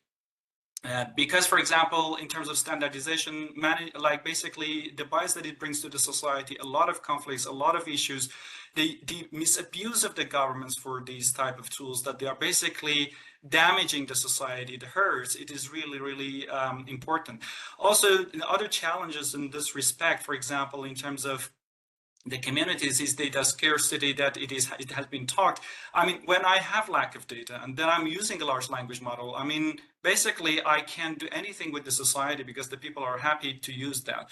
And then the governance issues, that who are dealing with these type of tools at the end of the day. So here I just wanted to basically to point out to the challenges on the way, rather than to say that how it can be beneficial, because for me, all of what is running in the whole social media and in the communities, it's just like type of marketing. To be honest, LLMs for me doesn't work in education, even in terms of language learning. It is just super problematic. Language is not just form, it's not just grammar, it's beyond that, and it's cognitive process. It is a social issue, it is a very, very pragmatic issue. So I think that is not somehow optimistic, but doesn't mean that I'm against it. But I would say that how the technology can be useful for that. And that is something that we can basically localize the whole tools to make this type of preservation, cultural autonomy, etc. But that needs a lot of time of preparation of the data. What kind of data? Who are preparing that type of data? How this data is basically annotated, collected, and tagged at the end of the day to use for resources like machine translation stuff, etc. Thank you, Hiwa. We have somehow, in fact, ended up at our next question, which would have been, how easy is it to create a minoritized language LLM, SLM? What is a realistic timeline, and what tools and resources are needed? So would you say that actually, as a follow-up question maybe to you, that there is a bit of an overblown marketing in terms of what LLM is and what it can do? From my point of view, it's just marketing. It is just marketing that the giant companies, they're just using the situation. Because let me give you one of the examples of my recent article that is just coming up sooner or later. I just gave the data, the type of very clear data, gold standard type of data, which took about 2 decades of collecting the whole process, giving in the hands of the engineers, even mentioning the struggles on the way. They came up after 3 months and gave me back, for example, the type of stuff that they came up with, having a machine translation of at 0.01%. So that means they used the type of language models that was basically not useful for these languages. And at the end of the day, for me, it popped up, okay, I have to really define the whole rules from the scratch and basically cooperatively to work on something that it raised the type of, for example, accuracy without using large language model, without using GPU, without using anything, up to 60 to 70% of accuracy. What I'm pointing out here is that for me, large language model is just at the state of marketing. Probably is very good for languages like English, German, etc. But at the end of the day, it is also a question. Let's not talk about minority languages. What will happen to English? Do you think that even large language models will bring benefits to English, German, or other languages? Or will these languages also die at the end of the day? For me, the answer is yes. Even English will die. So even if it is not useful and basically beneficial for even English, let alone for minoritized languages. Thank you. So we're just going to speed through our last two questions and then open the floor to everybody. So the other question, I'm just going to read it now instead of switching back and forth, would be, how can minoritized language communities ensure ownership and decision-making power over the design, training, and deployment of AI models for their languages? What role can local educators, elders, and community leaders play? So if we say that we do want to create AI models for whatever reason, what do you think would be the necessary components to ensure that this is done ethically?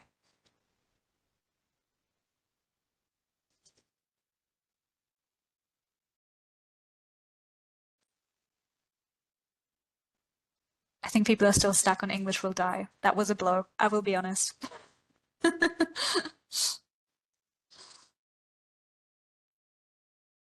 Okay, any thoughts on how it can be done ethically? Yes, Paolo. Yeah, yeah. So we need, unless we have some well-defined policies and government rules for that, so we can't guarantee that. So that is one point. But another point is that you need the education for the minoritized community. So they need to take ownership of whatever is done for them, and they need to have the technical education to be able to do that. So I think that unless they are able to take the data, the AI models or whatever is made for them and use and be able to modify and improve, we won't be able to guarantee that ownership. That's my point. Thank you. Hiwa? Yeah, I will answer this question and also another one that I saw in the chat from Hannah. So about language dying. First of all, about ethicality. I mean, this is one of the basically the topics that even in our network we are dealing with. What I see ethically to basically get the data from the community is like to give them back something for the good. I mean, the society gives us data. The society provides everything. The society help us to build up science, academia, and also like technology. And one of the ethicalities is to give it back. But then the other stuff is data privacy, data security, how we are dealing with these issues, that we don't put the society into endangerment. This is still an ongoing discussion. And we cannot basically simply answer that because from each region, it varies highly and significantly. Hannah also asked about if all languages die, how we communicate. Well, one of my, let me give you an example. I mean, do you speak Latin or those empire languages at the time of Romans, I don't know, Ottomans, whatever? No, we don't speak.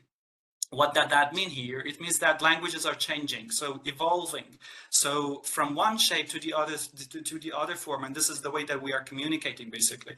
So the language dying out is from one form, we go to another form. That means that we have to distinguish between what is dying out and how the language is evolving because of the contact. So if there is any further question, just let me know. I can elaborate more on how this is happening because I'm working not only beside synchronic languages, the modern ones, from the old ones as well. So like basically we track how it is up to today and how we can reconstruct and make the old languages like revival, like to be alive. One case of the very simple one is Hebrew, that it was once upon a time died as just in the Bible, like in the holy books, but now people are speaking with it. Thank you, Hiwa. I think I will give Hannah a chance to respond before we go to our last question.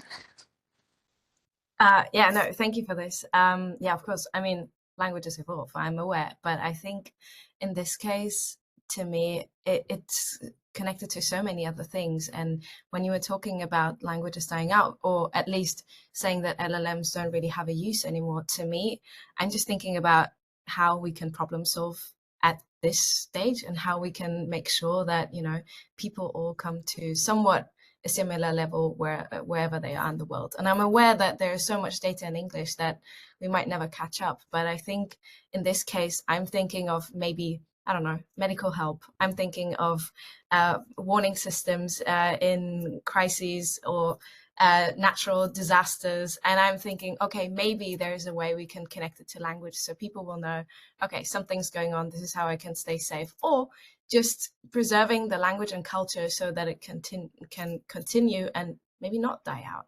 So yeah, but in my eyes, I think, for example, if you want to talk about ownership as well and how to make sure that the community actually has ownership over the science, over the language, over the culture, I think the most important part is that you make sure that all the parties that work on these kinds of projects, first of all, respect each other. I think it's very easy to just waltz into a country or a language community and say, hey, we know best, just give us all your data. I think the main part is really to work together with different people and then see how can we make sure that we can listen to all voices, because maybe the elders of a community will have a different view than the young people.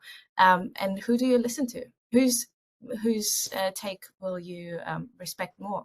And I think in this case, you definitely have to interact with the communities before, like, is it even something that they want?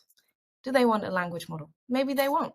And then that's also their right to say no. So yeah, but we need to talk to them first. Thank you, Hannah. So we have cracked open a lot of topics, a lot of cans of worms. I will open up one more. And then we will go into the discussion. And that is, let me share this actually, because we have specifically prepared slides. Oh, that's the wrong, there we go. So here we go. Oh, I have to go all the way through. So many of you, because I also just saw in the chat that people were talking about Meta and their new language program. So Google Translate, of course, is a big topic when it comes to what we're talking about. And they have recently added a lot of new minoritized languages. And one other thing is, as you have all probably heard, Duolingo is now hardlining AI. And there was one quote here in particular that I thought was quite interesting, which was, move up, Von Ahn told employees that despite AI not being perfect, the company would rather move quickly and take occasional small hits on quality than move slowly and miss the moment. So I do think this explains quite a lot about the current technological approach to what is happening without considering what this means for the language communities. So I think we're just really going to open this up for this last question. What do you think about companies rather moving quickly and taking occasional small hits to quality than moving slowly and missing the moment? I think that would be the last question that we ask, and then we open it up to you. Melanie.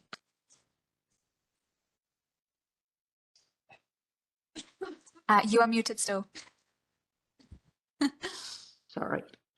Yeah, very shortly. I think there is something that is very dangerous with respect to quality shortcuts.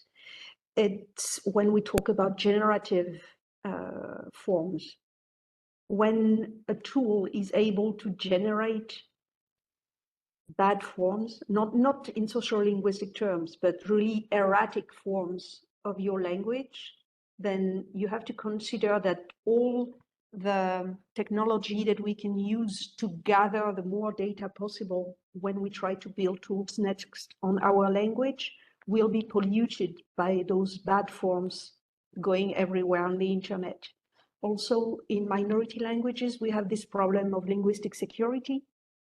We have a lot of dialects, and people might even want to learn the erratic forms produced by chatbots in order to try to access a standardized, what they think would be a standardized form of their own language. That would be absolutely dramatic. So to me, there is a huge difference between the technologies that are generative and those that are just not useful to the speakers. That was one thing that we also thought about a lot, was the hallucinations of LLMs, where at some point they start creating new versions of the language that you fed them. which will then become the new norm in some areas. So this is definitely something to consider as well. One last thought that we also thought about a lot is this comparison that already came up with the dictionary, where ultimately what is an AI or an LLM, SLM for a minoritized language community, if not a dictionary in a way, which means that in a couple of years it will actually be outdated and it needs to be updated. And from then on, it needs to be continuously kept alive and so on. Okay, now we have half an hour left for actual, let's get into this. Julia, you've had your hand up for quite a while. Okay, now actually it was just, kind of you almost said it just now, what I was going to say really. I'm part of the Rise Up project, as some people will know, but I want to talk specifically about my own language, Geneseo, which is actually one of the languages in the Fosterlang project, but we haven't been in touch about that. And people there seem to be, I think, and this is why we've got this topic altogether, is that people see this as a silver bullet. And like 20, 30 years ago, that was cool. It's computer-aided language learning, and now people are just calling it AI, as someone pointed out earlier, or it's seen as something that will save our languages. We're always looking for something that will save our languages, rather than just trying to speak them ourselves. But we also had an interesting discussion at my university about the use of AI in research, and people pointed out that AI, what it's supposed to be good at is finding patterns, analyzing data. And that would be really, really useful for helping us to analyze languages, particularly when we're trying to document small, under-resourced languages, when we don't have a lot of content available, but we're trying to document them, and that would help us to shortcut. But people pointed out the dangers of giving your data to these companies that as people were saying, they don't respect rules in terms of giving acknowledging where the data comes from, for example, and people say they also hallucinate. So instead of in Geneseo we have a lot of recordings, of which maybe about 2/3, 3/4 are not transcribed. We have not managed to get people involved in transcription for one reason or another, partly because they don't fancy doing it. It's really hard work, and partly because we don't actually have many people at all who are both fluent and computer literate, who understand enough to do that. So what people are trying to do is to shortcut all this and to go directly to creating content using AI, using entirely inadequate models. So as Marie was saying, people are trying to produce content which is both entirely inaccurate in terms of the language. They've said it is pretty much gobbledygook, unintelligible, and also it reproduces some really harmful stereotypes. So basically kind of pictures of really old people and old-fashioned kind of ideas of what the language is and who speaks the language. And it's all, I think it's really it's really unhelpful, but people want to do this because it's really fashionable, and as people said, it's being marketed so well. So we have to kind of respond, but we don't really know how to do that, and I'm kind of hoping that people can help with this. Yeah, for sure. Thank you, Julia. This is exactly why I think this and events like this are so important, to really draw the line between what is it that AI can actually do and what is it that it is projected and blown up to be able to do. Actually, by the way, Violetta is taking notes on this as well, which will go up on our website in case somebody wants to look this up afterwards. So Melanie, you had a point. Yes, thank you. I just want to make a quick word on data. We've been talking a lot about dataism and the need for data, etc. And I want to offer a quick point of view, first from my position as a syntactician, and second, from my position as a Breton speaker, all right? But it's going to be very short. So from the syntactician point of view, I would say, don't be afraid of data. I mean, if we find ways to study correctly languages, in their entire complexity, encompassing the sociological, pragmatical dimensions of it, this is data. If we think of data in a clean, scientific way, yeah, everything we live, even our emotions, that can be data. The very fact that it could be studied should not worry us. Now, the way we study it and what we build about it, yeah, there are a lot of worries in that, but I would say don't be afraid to consider that the complexity of what we're trying to reproduce or achieve or serve can be thought of in different ways as data. And now, as a speaker, I'm approaching NLP colleagues because I want to build stuff with them. But I would want to say to my colleagues from Aboriginal, Indigenous, all the speakers, when we talk with them, we have to be very careful because their vocabulary is built for them. So when they say that data is scarce, we always have to hear the ellipsis at the end. Data is scarce for them to use. But hey, come on, in our languages, in our real lives, is data scarce? Are our native or learned languages scarce? No, they're not. Data is not scarce in real life. Data is everywhere. If your language is alive, data is not scarce. We might be a bit under efficient at the captation of it. We might be quite bad at building data sets that we can send to our NLP colleagues, but data is not scarce. And it's important when we address the speakers and the communities, when we explain to them what we're trying to achieve, to stress that point. We are alive. That was my point. Thank you, Melanie. A very different perspective. Maybe you could quickly answer in chat. Julie asked, what is the definition of data then? Is anything not data?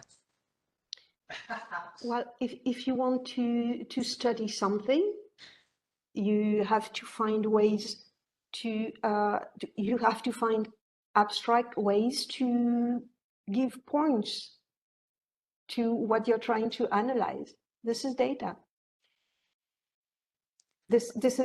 I have the word in French, but I don't have it in English. Échantillon. Does anyone have the translation for that? It sounds beautiful. Sample. A sample. Sample. Yeah, thank you, of course. In order to analyze whatever we encounter from the real world, we have to take samples and we have to be clever at the samples we take. That's it. But the reality is here. Our job is to find the good way to sample it and transmit it. I think one interesting thing to maybe also keep in mind here is that, at least in my understanding, data is abstraction, right? So we take something and we abstract it a bit further. So it's like taking it from one level to another. And I think this is necessary in order to create models, because a model is something that is simpler than the real world. Otherwise, we would just have another world. So there's this one saying that one of my professors always had, which is the map is not the landscape. But we need a map in order to understand the landscape. So I think any language model we will ever create cannot necessarily actually reflect on a language in a complete way ever. But that doesn't mean that they aren't useful for certain purposes. So just to add that on there. Dr. Kevin Jones. Thank you for taking my my comment here. This is such a great discussion. First thing is you are touching on something that I think many more conversations need to occur in this space. When we think about language, we also have to think about language has always been differentiated when we think countries by status and culture, not status, and also we'll say the class of person. That's the term I want to use. See, for example, my English puts me in a different class because the way I speak English. What does that mean? Well, it puts me in the professor class because of the way I sound. Well, okay, what about my sister who speaks in the lower class, quote unquote, English? So the question is, when we're talking about language generally, we can't avoid the conversation of within languages, how it is spoken, the idioms, the usage of it are used that also separate. Can large language models bridge that gap to find a unified way which crosses beyond class and status? Thank you. That's an excellent point. And I think it also aligns a bit with the dictionary discussion, right? Because a lot of the conversation also was always surrounding dictionary creations, where it's like, okay, so you create one standard, you create one right way to speak and understand this language. Whereas all the other ways to language are then no longer considered the mainstream. So yes, very, very good point. Thank you. Okay, now I think I'm going to go through the chat and see which questions have been asked. I'm going to go all the way back. Quite a lot of comments that were added here. There we go. I think I'm going to go back to the AI technology for a second. So the first question by Julie was, I have been concerned about the ownership of AI technology as I work to divest myself from certain companies. Do you have any thoughts on this in relation to our lesser used languages, please? So any thoughts on how to handle AI technologies and AI companies and these programs that are coming out? Eva, you have a point.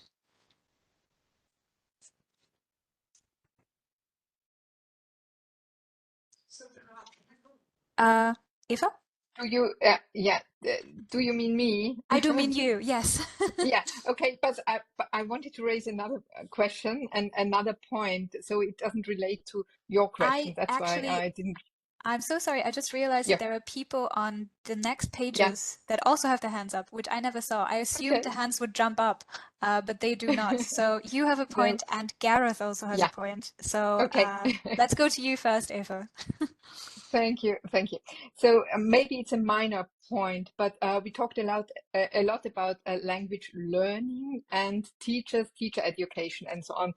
And I think I'm very skeptical about taking models from language learning, from learning whatever language, to learning minoritized languages, because I think that all learners bring with them experiences with language, and they, particularly for minoritized languages, they bring particular experiences with them. These are related to power issues, to issues of status and prestige. And I think it is worth thinking about how to connect with these experiences. And another aspect is that we also have to carefully think about the objective of learning the language. As we have seen in our discussion, minoritized languages have a lot to do with cultural and identical issues. And this also has to be taken into account. So that's why I think when talking about language learning, we also have to connect with the communities, with existing models of community education. And with AI, this would be a next step, engage in issues such as connecting formal, non-formal language learning, engaging with autonomy, and also engaging with database language learning and or using chatbots. But this is an idea for the future, using chatbots as conversation partners and so on. So using the data that will be available in the future as language around us and as something that we can engage with, that will also feed our language learning. But this is just the next step after having clarified all the issues that we were discussing. My point is just, when thinking about learning and teacher education, we have to consider that learning a language and teaching a language is also a situated practice. Absolutely. That's a very good point. Yeah. And it's so individual, as we've already heard before as well, where it depends on the individual learner, the individual teacher, and so on. Okay, and Gareth, I'm sorry that I've been ignoring you as well. You were just on the next page. Not at all. I'm responding to a question in the chat from Alexandra, really, and it's just to... So my name's Gareth Morlais. I'm a Welsh language technology specialist with the Welsh Government in Wales, UK. About 600,000 speakers of Welsh. There's market failure. It's a small market. So we thought it was appropriate to invest public money into developing infrastructure. And then we wanted to openly license it, because then we thought it's available to everybody and even for commercial exploitation, really. So I was in Paris at the LT for All conference in the spring, and I heard Meta say from the stage that they wanted to launch this language technology partnership program agreements, and they were looking for smaller languages to share their data with them so that they could offer more services in our languages, and it sounded really, really good. But when the terms came through, there were two problems. The first one, they said, the terms explicitly prohibited submitting material that is subject to any open source license. And I was thinking, why would they not want openly sourced data? And then I read on in the terms, and it is that the licensor, that is us, who are giving data free, shall indemnify Meta against any damage or harm or anything. So basically, Meta wanted people to give them their data for nothing and then take the responsibility for any bad effects of sharing the data. And I can see some smiles on the camera. Isn't it ironic, really? Here we are with goodwill, wanting to share our data and also having to bear the responsibility for any bad outcome if we did do that. And in this case, we decided not to. That's my point. I think it's a very good point. Thank you for sharing that. And it brings me back to that question about how to deal with big companies, how to deal with Meta being out there, Google being out there, Duolingo being out there, and the things that they offer. How would you recommend, as people who are working in this field, that people from minoritized communities approach that? I think you've just got to be willing to work with those that are willing to work with you. I think the ultimate aim in technology is that in order for our languages to be relevant in this century, especially younger people, need to be able to see it in their hand. They need to be able to use their language. And it's not just about having more speakers of the language, it's giving people more chances to use their language, our languages. So just work where you can. We're working with OpenAI, that's working really well. We're working with Microsoft on some of the things.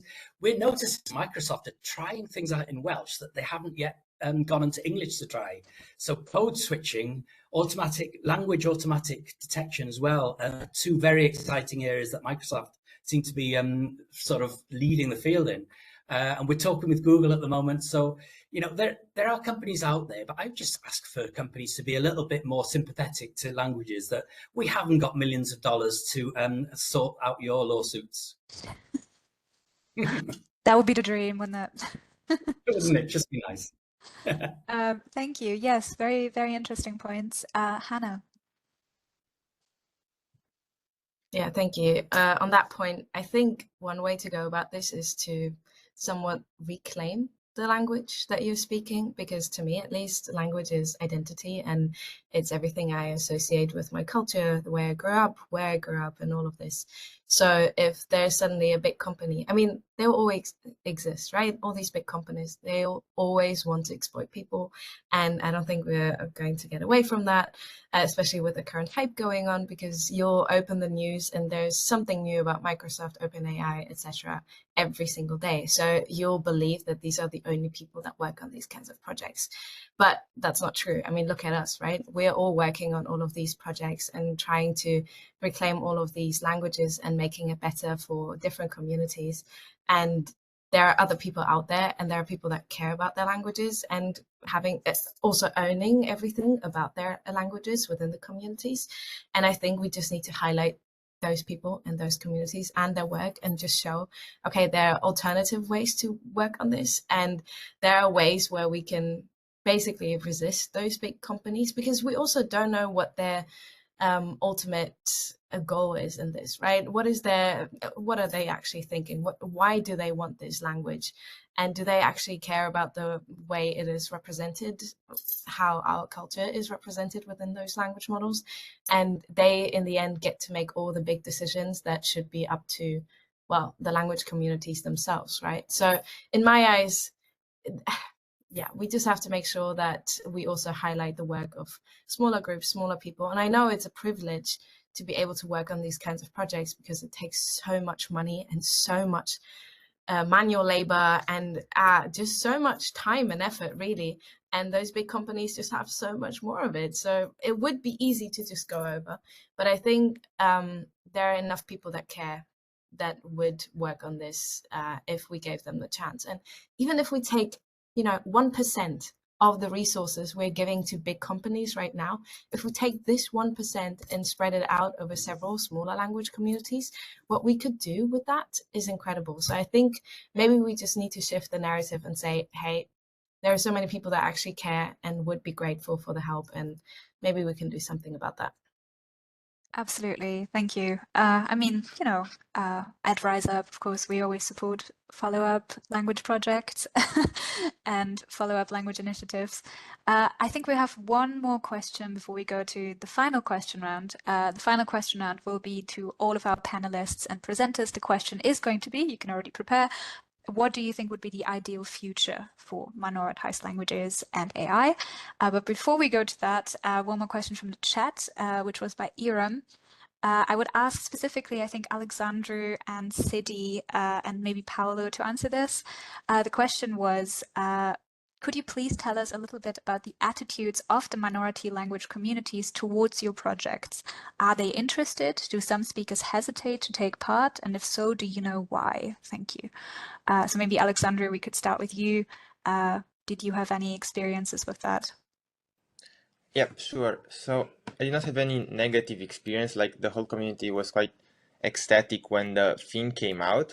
Of course, we received a lot of constructive feedback, which we expected, that the model and the platform does give errors, and that is normal. And we also have warnings on our website signaling that, including the fact that the output that the translator gives in Romanian may be a bit biased to how Romanians would speak in Romania, right? Because of the nature of the data. So we are very aware of that. We are signaling that on our website because we do not want to pollute the internet with wrong data. And we are working towards improving our model, listening more to feedback from the community, how they find the output, and so on. Thank you. Sidi? I could go next. Yeah, I mean, I think there is hesitance in two kinds. One is that when you talk about technology and when you talk about AI, sometimes it can seem too big. And because you don't fully understand what the project may entail, we've had hesitance because of that. Secondly, I think when you're doing work on the field, it requires a long-term commitment because it's an ethnographic study. It's not a one-off conversation that you're having with somebody. And we've also had hesitancy for that reason, is that can I commit to something that is this long, that will require for me to regularly meet and discuss and do things together? Can I take out that time from my work schedule, from my home when I'm a caregiver and doing something? So second is just time as a resource. And I think lastly, the third kind of hesitancy, which I think is part of the research, is to understand that not everything can be captured. There is some limitation to data capture and there is some limitation to bias capture. But how we look at it is that when you are working with somebody on the field, respect that and acknowledge that and include that in the research to say that this is probably not data for us to use. This is not something that should be put out there because people don't want it to be put out there. So I feel there has been hesitancy on these kinds, and we've had to work around it. There was also another question about this, and I think maybe for those of us working in the field, it's a big question to say what happens when the community doesn't see the value in this. Because if it is not for me, if it is for us to understand technology better, right? If it is for us to understand bias better, what is this relationship that you're wanting me to get into? What is this contract? And I think it's a good discussion to have perhaps at another time as well. Absolutely, thank you. Maybe quick shout out, actually, Sidi and her lab are going to have a whole series of AI networking events. So strongly recommended the data care workshops if you would like to check that out. And Paulo, what do you think?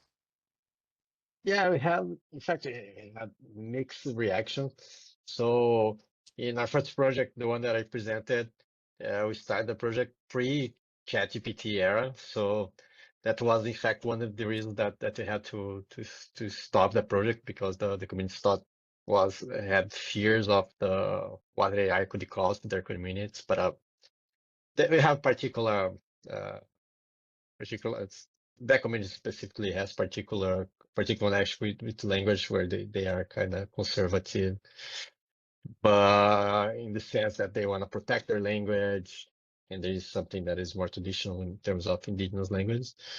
But the other engagement that we started after the GPT outburst, we feel that the communities feel included, in fact, that you are bringing something related to AI to their language, so that we get some positive reactions.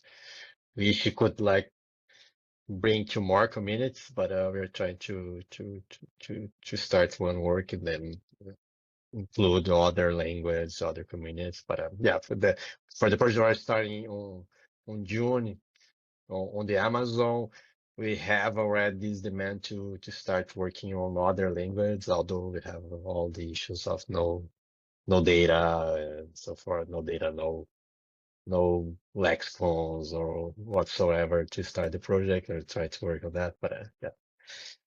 Thank you, Paulo. If you could. I also want to bring up Leanne's comments in the comment section because I think it makes a lot of sense to bring this up. So Leanne says that from the Cornish context, which is a tiny language with a tiny speaker base, 500 is often used and that is way overblown, and basically no money, AI threatens to drown us. We are already dealing with crackpots translating their conspiracy theories into Cornish en masse. It's not correct, it doesn't make sense, and it ties our language to fascism faster than us anti-fascists can work, making content by hand to untie it. So I think it is always, as you've all mentioned, important to check in with the languages. Does it make sense to go into this community? Is this particular community open to it? Do they want it? And is it actually effective? Or does it cause more harm than good, for sure? All right, so thank you all so much. This brings us to the very last question round. If you have any thoughts, we will also have a Slido, not to forget. You can leave your feedback, and we would always like to know what you thought about this. Let's go into the final question round. So final question round, what do you think would be, just write in the comments, yes, Leanne, please write an article about this. I think you could actually just copy paste all those comments and you've got half an article already.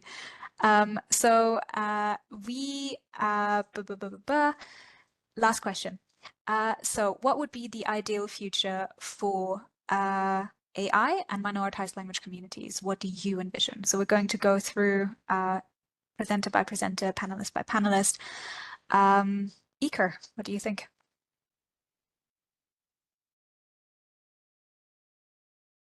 Iker?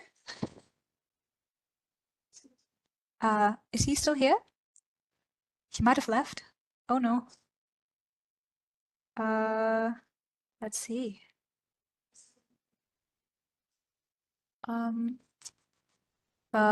Maybe we'll come back to you. Iker. Okay, so Paulo, let's start with you then. Expect a healthy relation with AI. So let's say technology that comes to help us and not disrupt our society, and that also for the minoritized communities. So something that can be helpful and not something that you create fear or risks or whatever disruption this technology can bring, like taking jobs and all that stuff. Melanie? Well, I hope that next century we will have more than 300 languages on Earth, and that we can be instrumental here to help. That's it. I hope that's not ideal. I hope that's pragmatic. But it's a very, pragmatic approach to this. Hiro, what do you think? The future of AI minoritized languages, what I can say, cultural dilution, data scarcity, over-reliance on technology, unequal access, exclusion of traditional knowledge, and as you see, this catastrophe. Not to say I don't agree, but the question was the ideal vision. I understand your point, but this is what I see. So I don't know Okay. what shall I say about the ideal, because I checked the mainstream, the society, the influences, and then this is what I can think of, because I don't know really how to then define the ideality. Okay, so you expect it will continue to move in this direction? The way that I see, because when I check that I receive plenty of emails are the same way, when the people they are just sending me the research proposal, or when I'm reviewing articles, work's done. So I don't know really what to say. I can give you a lot of examples. What is the direction? A lot of disinformation, a lot of fake news, whatever it is. I mean, it's just distributing production of data and going ahead. Yeah, this is what I see really. Well, thank I'm not you. against technology, but yeah. No, I think it is very good to bring these things up and to just, signpost what's actually going on out there, because I think all of us kind of have an idea that there's a bit of a delusion going around, but I think people at the front are just confronted with it daily. So, Aremu, what do you think? I envision an ideal, a set of language technology that is more culturally inclusive, and you, people also would be able to practically, in a much more practical sense, interact in the technological space in their own language without being so much marginalized. It's a very good point. Thank you. Fintan?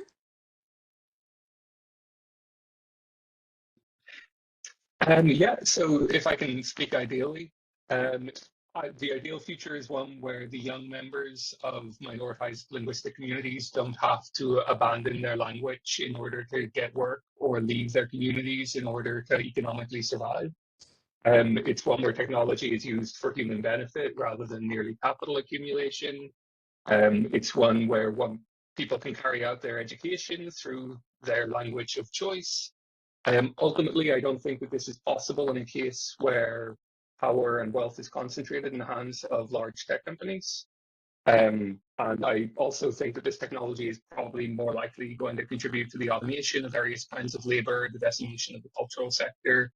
And so that's the way I see it going. And I think the way to achieve the ideal is to recognize that socially produced technology should be socially owned. And that's probably the only way to accomplish the ideal situation. Thank you, Fintan. Hannah? The way I think about it is I just wonder, why are we building these kinds of technologies in the first place, right? Like, what's the ultimate goal here?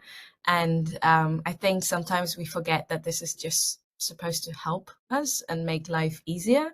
And we just see so much hype going around. So in my eyes, I don't think that AI is inevitable. And I do think that we should strive towards a different future where we can, I don't know, just be happy. I don't know, just, have a good life, I guess, whether that is with AI or without. But I think when it comes to language models for minoritized languages, my eyes, we should just strive towards creating applications that can actually make lives easier, even for people that currently speak languages that are not really represented, so that one day at least it's not just the West that is, positively impacted by this, but also all the other languages.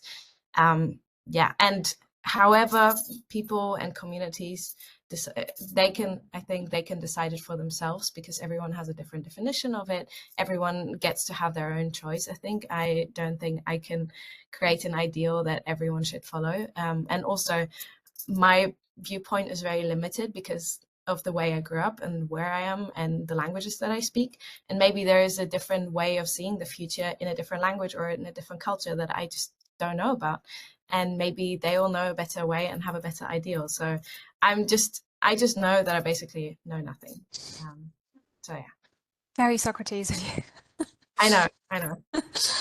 Okay, Sidi, what do you think? Yeah, I'll just use the word ideal after the dystopic and utopic, I think, versions and pragmatic versions that we have heard already. I just think that the fact that we have something like AI and the hype that it may have generated, I think the fact that we are discussing minority languages and technology in the same room, I feel has not happened in a long time.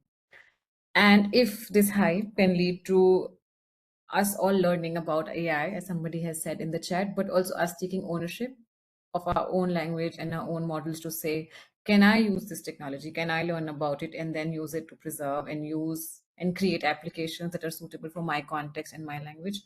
I guess would be the ideal, is that everybody starts and communities start taking ownership and start building with it, with support, without support, but somehow if it can lead to that sense of ownership and reclamation, I think would be the ideal future. Thank you, Sidi. Some actual idealism. Alexander, what do you think? He had to leave. He had to leave. Well, I do think he shared his thoughts. And that brings us to Jeff. Did he also have to leave? No, I'm here. No, I'm you're here. Yes, Okay. thank you for that. Yeah, no, I kind of agree with just about everything everyone said so far. I mean, it's not AI is here whether we like it or not. So I think it's important to be as aware as possible of what it can and can't do, where the ethical boundaries are. I very much like this idea of bringing it back to the community. So, so it can support grassroots revitalization, I think, but it needs to be transparent, editable, open source, a lot of the things that people have been talking about. And it's a choice, you know, it's a tool. You don't have to use it. It doesn't have to replace everything else, but it's one of a range of tools that we can use. And I think that's important. You know, at the moment, this feeling is just replacing what we're doing, but it's just one of many possibilities. That's the way I learn language. I love learning languages in the community, but I also, you know, when I'm lying in bed, I like listening to, having a chat with GTP. I can do both. So quite idealistic, but we need to be ethical and pragmatic. Thank you, Jeff. So we have had a range of perspectives. I'm just trying to Sorry, see if can I can say something? It's Ike here. I had Oh, issues yes, with you're back. connectivity, Absolutely. so I think I'm back. Well, partly at least, yeah. So yeah, I agree with what it has been said. I have to admit I'm a bit skeptical about the future as well. There is, well, as we could see in this session, many questions and just a few answers. And I have the impression that when we have the answers, perhaps most of them, a few of them, perhaps won't be satisfactory. So let's see. Just one point, and well, I think public authorities have to step in this debate as well, and not just in terms of, you know, giving resources in order for us to develop the AI tools that communities need, also to take seriously issues around, you know, linguistic diversity, linguistic inequality as well, and so on. Because I think discursively there is a tendency to acknowledge that, yes, this is a good thing that we should support, but practically we see a gap, you know, in between, you know, the discourse and the current and actual actions towards that. So yeah, hopefully this will be something else apart from a hype, and hopefully, yeah, we'll see the, you know, the effects of the developments of these tools effectively on language communities. Yeah. Thank you very much, Iker. So we have had a range of perspectives. Thank you to everybody who was able to join us. Thank you also to everybody in the chat for a really lively discussion and so many viewpoints, bringing in your experiences from your own communities. This is what's missing so often in these conversations, where it's just people talking about something rather than with a community. So we're very, very happy that you were all able to join us. We have a final Oh, yes. Thank you, Violetta, taking the wheel. There are a couple of things that we would like to mention. So the review articles and the results will be published on our website. The recording will be posted on YouTube. We have one upcoming event in Vienna, which will also be hybrid, and the policy roundtable. So this will be another opportunity really for people from the communities to weigh in on what they think future policies should be.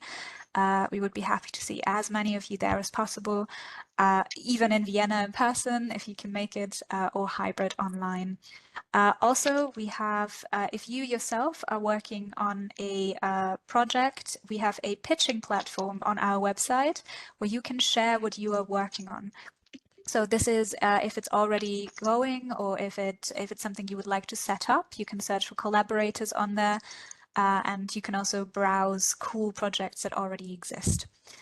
And finally, we have a Slido, which I'm going to start now.